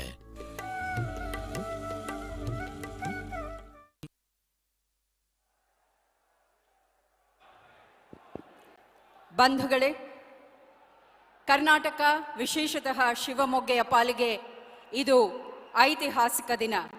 ಇಂಥ ದಿನ ಸಮಾರಂಭದಲ್ಲಿ ಅವರ ಆಗಮನ, ಉಪಸ್ಥಿತಿ, ಭಾಗವಹಿಸುವಿಕೆ ಮತ್ತೀಗ ಅವರಾಡುವ ಸ್ಫೂರ್ತಿದಾಯಕ ನುಡಿಗಳು ನಮಗೆ ಮಾರ್ಗದರ್ಶಕ. ಅವರ ನುಡಿಗಳನ್ನು ಆಲಿಸಲು ನಾವೆಲ್ಲರೂ ಕಿವಿಯಾಗಿದ್ದೇವೆ. ಹಾಗಾಗಿ ಅವರನ್ನ ಸ್ವಾಗತಿಸೋಣ. Ladies and gentlemen, we are all eagerly awaiting to listen to the words of Vishwamanava, Shri Narendra Modi ji, the world leader. So please put your hands together. Swagat kijiye, Honorable Prime Minister of India, Shri Narendra Modi ji, for his words.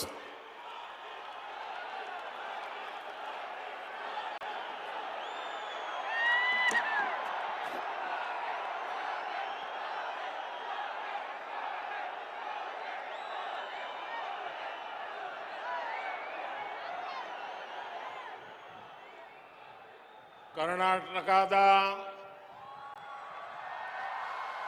ಎಲ್ಲ ಸಹೋದರ ಸಹೋದರಿಯರಿಗೆ ನನ್ನ ನಮಸ್ಕಾರಗಳು.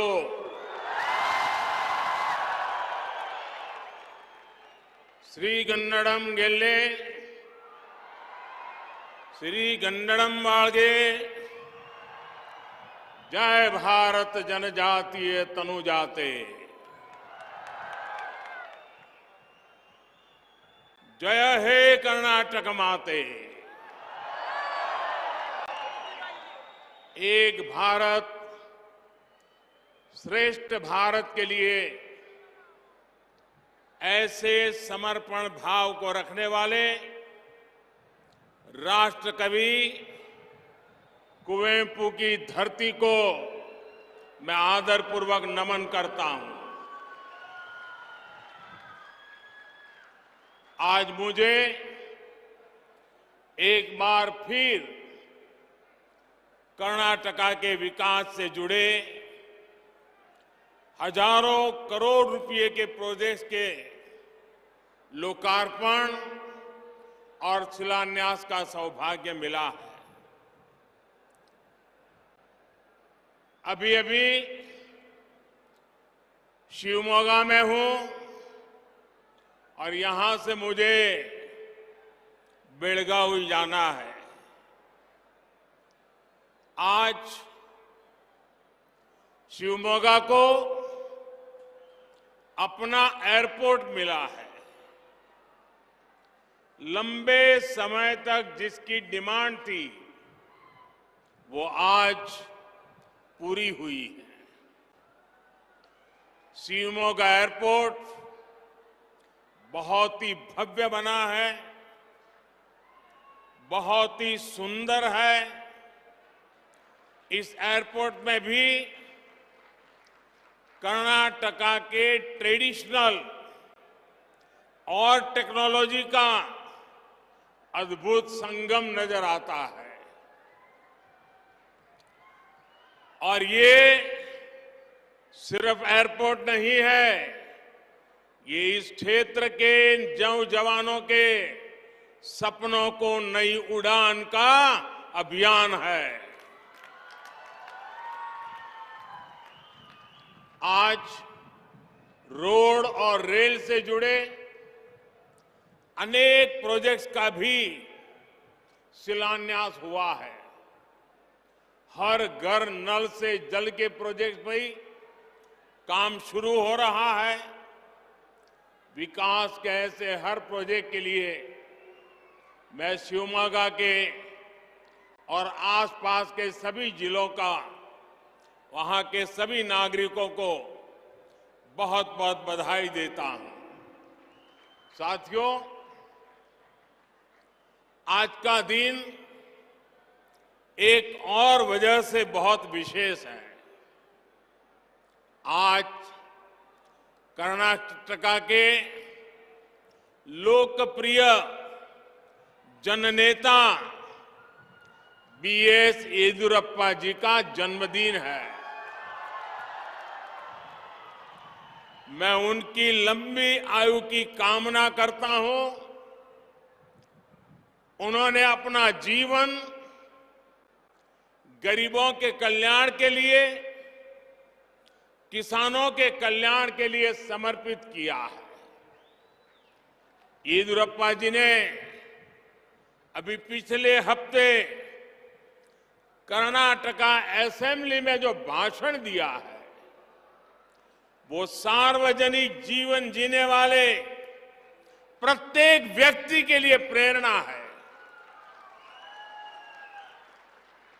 सफलता की इस ऊंचाई पर पहुंचकर भी किस तरह व्यवहार में विनम्रता बनी रहनी चाहिए, ये हम जैसे हर किसी को, हमारी आने वाली पीढ़ियों के लिए भी येदियुरप्पा जी का ये भाषण, उनका जीवन हमेशा हमेशा प्रेरणा देने वाला है। साथियों, मेरी आप सबसे एक विनंती है, आप करेंगे? अगर आपके पास मोबाइल फोन है तो मोबाइल फोन निकाल करके उसकी फ्लैश लाइट शुरू करिए और येदियुरप्पा जी का सम्मान कीजिए। येदियुरप्पा जी के सम्मान में सब लोग, हर एक के मोबाइल पर फ्लैश लाइट चलना चाहिए, येदियुरप्पा जी के सम्मान में चलना चाहिए। 50-60 साल का सार्वजनिक जीवन, अपनी पूरी जवानी एक विचार के लिए खपा दी है। हर कोई अपने मोबाइल फोन का फ्लैश लाइट चालू करके आदरणीय येदियुरप्पा जी का सम्मान करे। शाबाश, शाबाश। भारत माता की। जब मैं भाजपा सरकार के दौरान कर्नाटका की विकास यात्राओं को देखता हूं तो पाता हूं कर्नाटका अभिवृद्धिಯ ರಥದ ಮೇಲೆ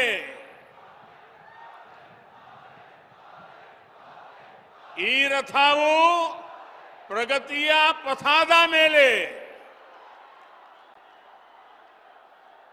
बीते कुछ वर्षों में कर्नाटका का विकास अभिवृद्धि के रथ पर चल चुका है।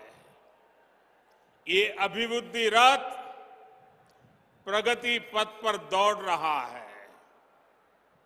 ये प्रगति पथ रेलवे, रोडवेज, एयरवेज और हाईवेज यानी डिजिटल कनेक्टिविटी का है।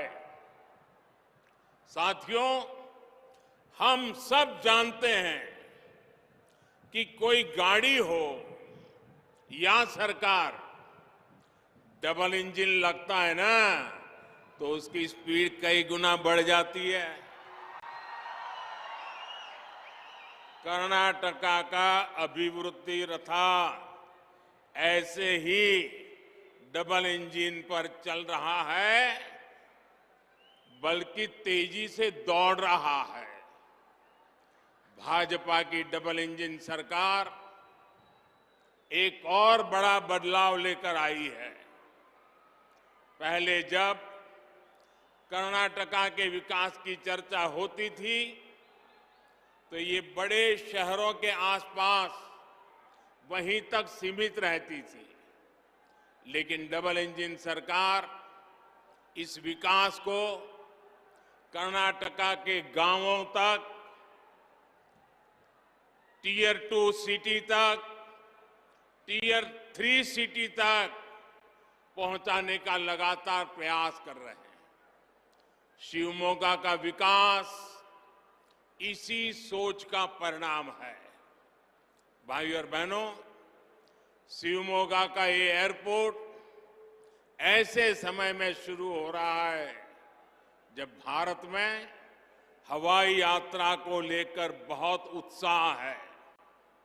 आपने हाल में ही देखा होगा कि एयर इंडिया ने दुनिया का सबसे बड़ा विमान खरीदने का सौदा किया है। 2014 से पहले जब भी एयर इंडिया की चर्चा होती थी तो अक्सर नकारात्मक खबरों के लिए ही होती थी। कांग्रेस के राज में एयर इंडिया की पहचान घोटालों के लिए होती थी, घाटे वाले बिजनेस मॉडल के रूप में होती थी। आज एयर इंडिया भारत के नए सामर्थ्य के रूप में विश्व में आगे नई ऊंचाई, नई उड़ान भर रहा है। आज भारत के एविएशन मार्केट का डंका पूरी दुनिया में बज रहा है। आने वाले समय में हजारों विमानों की जरूरत भारत में पड़ने वाली है। इन विमानों में काम करने के लिए हजारों युवाओं की जरूरत होगी। अभी हम भले ही ये विमान विदेशों से मंगा रहे हैं, लेकिन वो दिन दूर नहीं जब भारत के नागरिक मेड इन इंडिया पैसेंजर वाले प्लेन में प्रवास करेंगे। एविएशन सेक्टर में रोजगार के लिए अनेक संभावनाएं खुलने वाली है। साथियों, आज भारत में हवाई यात्रा का जो विस्तार हुआ है उसके पीछे भाजपा सरकार की नीतियां और निर्णय है। 2014 से पहले देश में सिर्फ बड़े शहरों में ही एयरपोर्ट पर फोकस था। छोटे शहर भी हवाई कनेक्टिविटी से जुड़े एक कांग्रेस की सोच ही नहीं थी। हमने इस स्थिति को बदलने का निर्णय लिया। साल 2014 में देश में 74 एयरपोर्ट थे, 74, यानी आजादी के 7 दशक बाद भी देश में 74 एयरपोर्ट ही थे। जबकि भाजपा सरकार अपने 9 साल में 74 नए एयरपोर्ट बनवा चुकी है।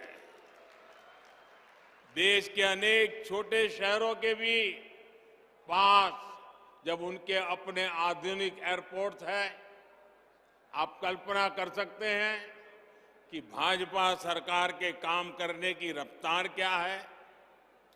गरीबों के लिए काम करने वाली भाजपा सरकार ने एक और बड़ा काम किया। हमने तय किया कि हवाई चप्पल पहनने वाला भी हवाई यात्रा कर पाए।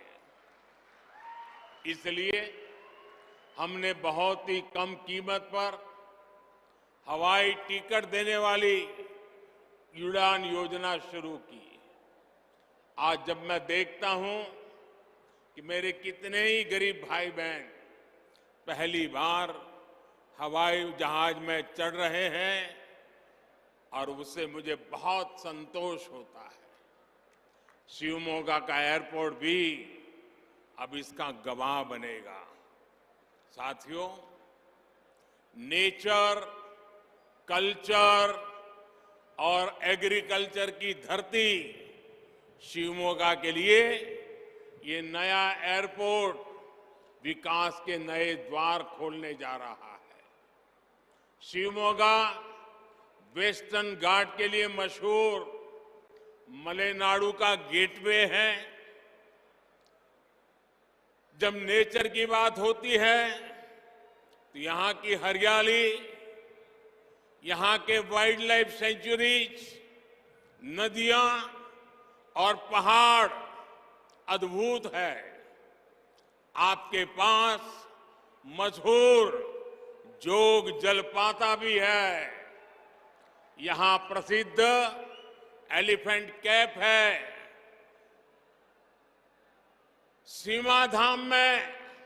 सीमाधाम जैसी लायन सफारी है। आगुम्बे पर्वत के सूर्यास्त का आनंद कौन नहीं लेना चाहेगा। यहां तो कहावत है, गंगा स्नाना तुंगा पाना। जिसने गंगा स्नान नहीं किया और तुंगा नदी का पानी नहीं पिया, उसके जीवन में कुछ न कुछ अधूरा है। साथियों, जब हम कल्चर की बात करते हैं तो शिवमोगा के मीठे जल ने राष्ट्र कवि कुवेंपु के शब्दों में मिठास घोली है। दुनिया का इकलौता संस्कृत गांव मत्तुरु इसी जिले में है और वो तो यहां से दूर भी नहीं है। देवी सिंहगुदुरु चौड़ेश्वरी, श्री कोटे आंजनेय, श्री श्रीधर स्वामी जी का आश्रम, आस्था और आध्यात्म से जुड़े ऐसे अनेक स्थान भी हमारे शिवमोगा में है। शिवमोगा का इसरू गांव, जहां अंग्रेजों के विरुद्ध एसुरु बिट्टुरु ईसुरु बिडेवु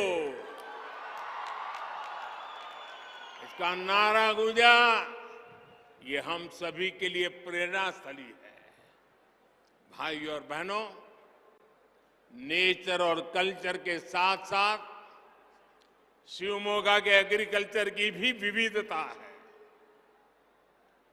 ये रीजन देश के सबसे उपजाऊ क्षेत्रों में से एक है। यहां जिस प्रकार फसलों की वैरायटी पाई जाती है, वो इस क्षेत्र को एग्रीकल्चर हब के रूप में स्थापित करता है। चाय, सुपारी, मसालों से लेकर भांति भांति के फल सब्जी हमारे शिवमोगा विस्तार में होते हैं। शिवमोगा के नेचर, कल्चर और एग्रीकल्चर को बढ़ावा देने के लिए एक बहुत बड़ी जरूरत यहां थी। ये जरूरत कनेक्टिविटी की है, अच्छी कनेक्टिविटी की है। डबल इंजन सरकार इस जरूरत को पूरा कर रही है। एयरपोर्ट के बनने से स्थानीय लोगों को सुविधा तो मिलेगी, देश विदेश के टूरिस्ट के लिए यहां आना आसान होगा। जब टूरिस्ट आते हैं तो वो अपने साथ डॉलर और पाउंड लेके आते हैं और एक प्रकार से रोजगार के अवसर भी उसमें ही होते हैं। जब रेल कनेक्टिविटी बेहतर होती है तो सुविधा और टूरिज्म के साथ साथ किसानों को भी नए बाजार मिलते हैं। किसान अपनी फसल कम कीमत में देश भर के मार्केट तक पहुंचाते हैं। साथियों, जब शिवमोगा, शिकारीपुरा, रानी बेन्नूर नई लाइन पूरी होगी तो शिवमोगा के अलावा हावेरी और दावणगेरे जिलों का भी उनको भी लाभ होने वाला है। सबसे बड़ी बात, इस लाइन में लेवल क्रॉसिंग नहीं होगी, मतलब ये सुरक्षित रेल लाइन होगी और इस पर तेज गति की ट्रेनें चल पाएगी। कोटेगंगोर अब तक एक छोटा पड़ाव स्टेशन था। अब नया कोचिंग टर्मिनल बनने से इसका महत्व बढ़ जाएगा, इसकी कैपेसिटी बढ़ जाएगी। अब इसे 4 रेलवे लाइनों, 3 प्लेटफॉर्म और 1 रेलवे कोचिंग डिपो के साथ तैयार किया जा रहा है।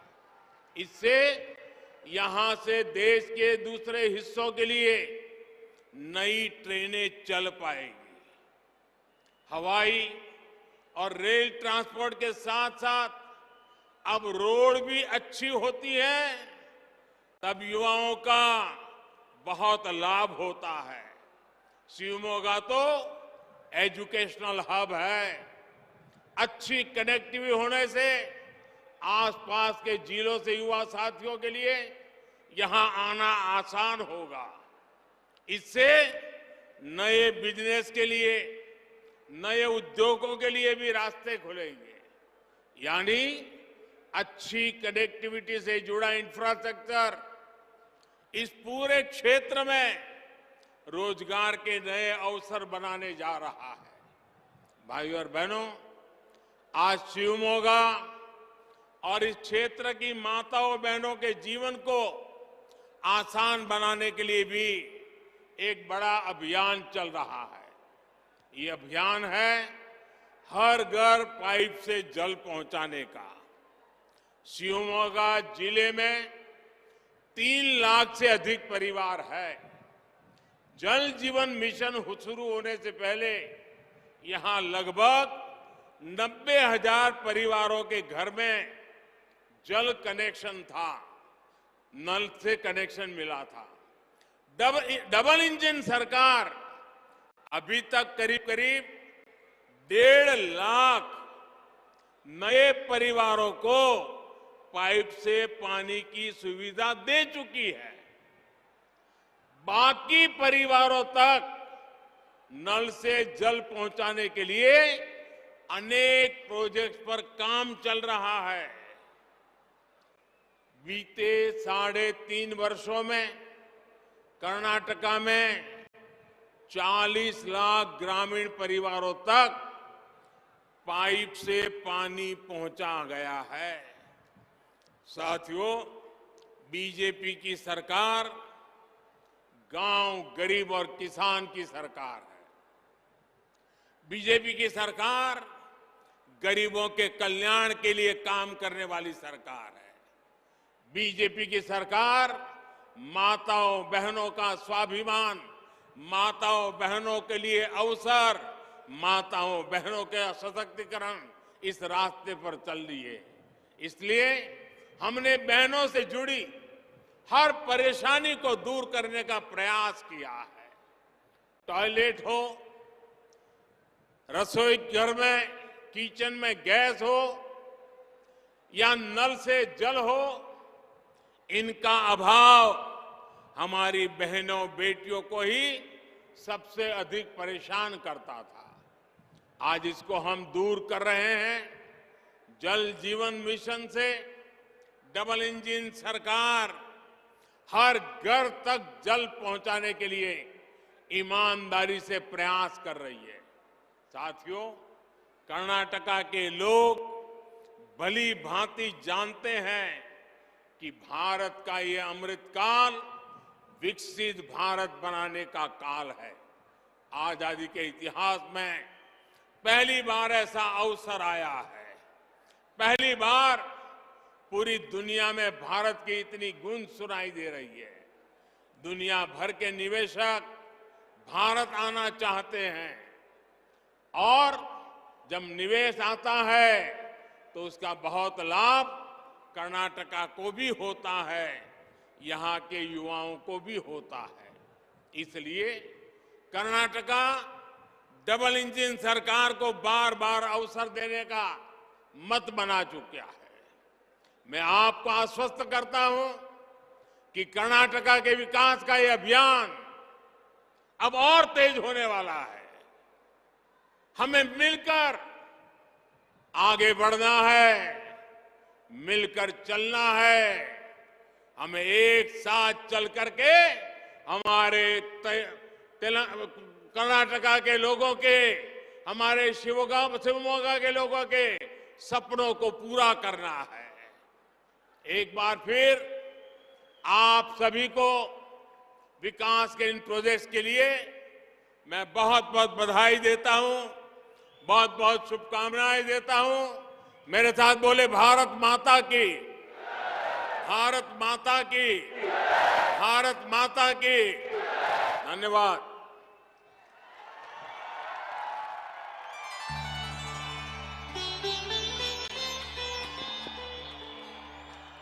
ಕರ್ನಾಟಕ ಶಿವಮೊಗ್ಗ ಈ ಪ್ರದೇಶ, ಈ ಪುಣ್ಯ ಭೂಮಿ ಕುರಿತು ಶ್ಲಾಘನೆಯ ನುಡಿಗಳನ್ನು ಹಂಚಿಕೊಂಡು ಶುಭ ಕಾಮನೆಗಳನ್ನು ವ್ಯಕ್ತಪಡಿಸಿದ್ದಾರೆ ಆದರಣೀಯ ಪ್ರಧಾನಮಂತ್ರಿಗಳು ಶ್ರೀ ನರೇಂದ್ರ ಮೋದಿಜಿಯವರು. ಅವರಿಗೆ ಹೃತ್ಪೂರ್ವಕ ಧನ್ಯವಾದಗಳನ್ನು ಮತ್ತೊಮ್ಮೆ ಚಪ್ಪಾಳೆ ಮುಖೇನ ಸಲ್ಲಿಸೋಣ ಬಂಧುಗಳೇ. Shri Narendra Modi ji has called upon the entire fraternity that the double engine government will go a long way towards further development. तो अभी आप ये सीधी तस्वीरें देख रहे थे कर्नाटक के शिवमोगा से, जहां प्रधानमंत्री एक जनसभा को संबोधित कर रहे थे। और आज का दिन कर्नाटक के लिए, शिवमोगा के लिए बहुत ही खास रहा, क्योंकि अब से कुछ देर पहले ही प्रधानमंत्री ने उन्हें सौगातें दी हैं। I fundamentally believe for every political party, its time has to come. 10 years of Modi ji, if you are not able to bring BJP in Tamil Nadu, how will you bring? BJP is expanding now. We are in the expanding phase. We are having a booth president. We are going to all parts of Tamil Nadu. We have lost a sitting general secretary of the party who was hacked to death outside his home by Islamic fundamentalists. Till now, we have lost more than 100 karyakartas. So from the outside perspective, for people who say Tamil Nadu is a very safe state, Tamil Nadu is a state where terror exists. What the way DMK is trying to do it, they will try to make it, again, they will try to play the Delhi versus Tamil card. That is the only card left in their armory. They don't have any other thing. For them, they've created an impression of Delhi as if in Delhi some 4 or 5 robbers are sitting inside a room and they want to loot each state and take money into it. You put a shoe and a t-shirt and a jeans pant, you walk, people call that as Padayatra. I think Padayatra is not that. Padayatra should have a larger purpose, madam. It is not you are angry with Modi ji, you want to do it. You are angry with this, you want to do it.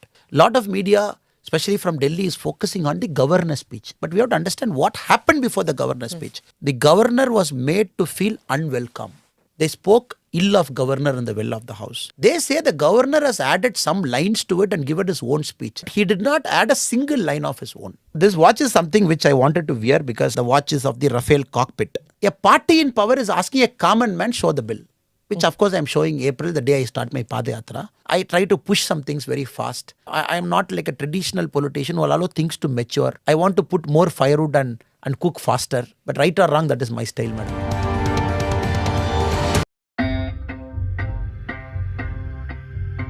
ಯಾರಿಗೆ payment ಮಾಡಬೇಕೋ ಅವರ UPI ಐಡಿಯನ್ನ ನೀವು ಆಪ್ನಲ್ಲಿ verify ಮಾಡಿ. UPI ಐಡಿಗೆ link ಆಗಿರೋ ಹೆಸರು ಮತ್ತೆ ನೀವು ಹಣ ಕೊಡೋರ ಹೆಸರು ಎರಡು ಒಂದೇನಾ ಅಂತ ಪೇಮೆಂಟ್ ಮಾಡೋ ಮುಂಚೆ ಚೆಕ್ ಮಾಡಿ. ಸೇಫ್ ಆಗಿರಿ, UPI ಮಾಡಿ. Issued in public interest by National Payments Corporation of India.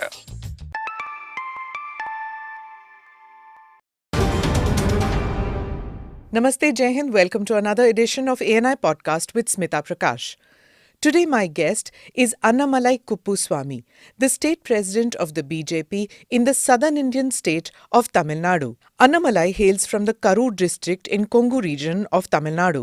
He's an engineer, holds a master's degree in business administration from the Indian Institute of Management, and then became a police officer in 2011. Not content with a successful 8-year stint in the Indian Police Service, Annamalai joined the BJP in 2020, and within a year, he was appointed the president of the state unit. Annamalai ji, you are emerging as one of the sharpest young politicians in the country. Whenever somebody talks about young politicians who are going to matter by 2024, your name is taken in that. In the South, the BJP has not really managed to make much inroads over the past several decades since its existence. You are seen as this white ray of hope by your party in Tamil Nadu. So what is it that is your brief and what are you expected to deliver in Tamil Nadu? Thank you so much, madam, for having me in your podcast show. I fundamentally believe for every political party, its time has to come. Whatever we push and pull, certain conducive factors has to be there for a political party to emerge. If you look at Tamil Nadu, for a long time we had big stalwarts there. People like Jayalalitha madam, people like Karnataka Ayya. They're like very, very people bigger than their shoes. People who can pull crowds. People just thought they can't do any wrong. That is the kind of confidence they generated over the last 40, also. 50 years. Correct. Very importantly, Dr. MGR. Now, what has happened in the last 4-5 years, we see a lot of vacuum in Tamil Nadu. Though a lot of parties are fighting for that space. And they need a larger-than-life leader kind of. Tamil Nadu people are always used to this kind of an impression. You need a larger-than-life leader. So now our Honorable Prime Minister Narendra Modi ji exactly fits into that role. 9 years into governance. All the central government schemes are reaching that maturity level. People are seeing in their own eyes the transformation. Tamil people generally, it takes a little bit time for them to get warmed up. If you look at Dr. MGR himself, he acted in movies for a long time. He was in DMK for a long time. Then he started a party in 1972. 5 years later, he came to power. There is no that instant hero in Tamil Nadu. They take time to warm up to you. Once they warm up, then sky is the limit. For Modi ji, people have warmed up to him. They have accepted him. They have seen him for 2 different elections now. So 2024, we fundamentally believe Modi ji is going to fill that big vacuum in Tamil Nadu. That's how I see it. The brief is very clear, madam. To spread the party. The party has to go to all parts of Tamil Nadu, 39 Lok Sabha constituencies. We have to go around everywhere. The party is traditionally strong in some parts of Tamil Nadu. We are strong in Kanyakumari, where we have produced MPs. Nilagiri we have given MPs. Coimbatore we have given MPs. Trichy we have given MPs. So now we have to spread out tier 2 cities to the village level. That is the work we are doing as of now. See, for our viewers and our listeners who may not be very familiar with Tamil Nadu politics, this, like when you said about this larger than life, many of the people that you mentioned, they came in from the glamour world. They came in from film industry, or Karunanidhi was not exactly from film industry, but he was a poet, and he had this interaction with the crowd and all that. And everything that we see about Tamil Nadu politics is huge posters and then people getting very emotional about their leaders and all that. Politics is very different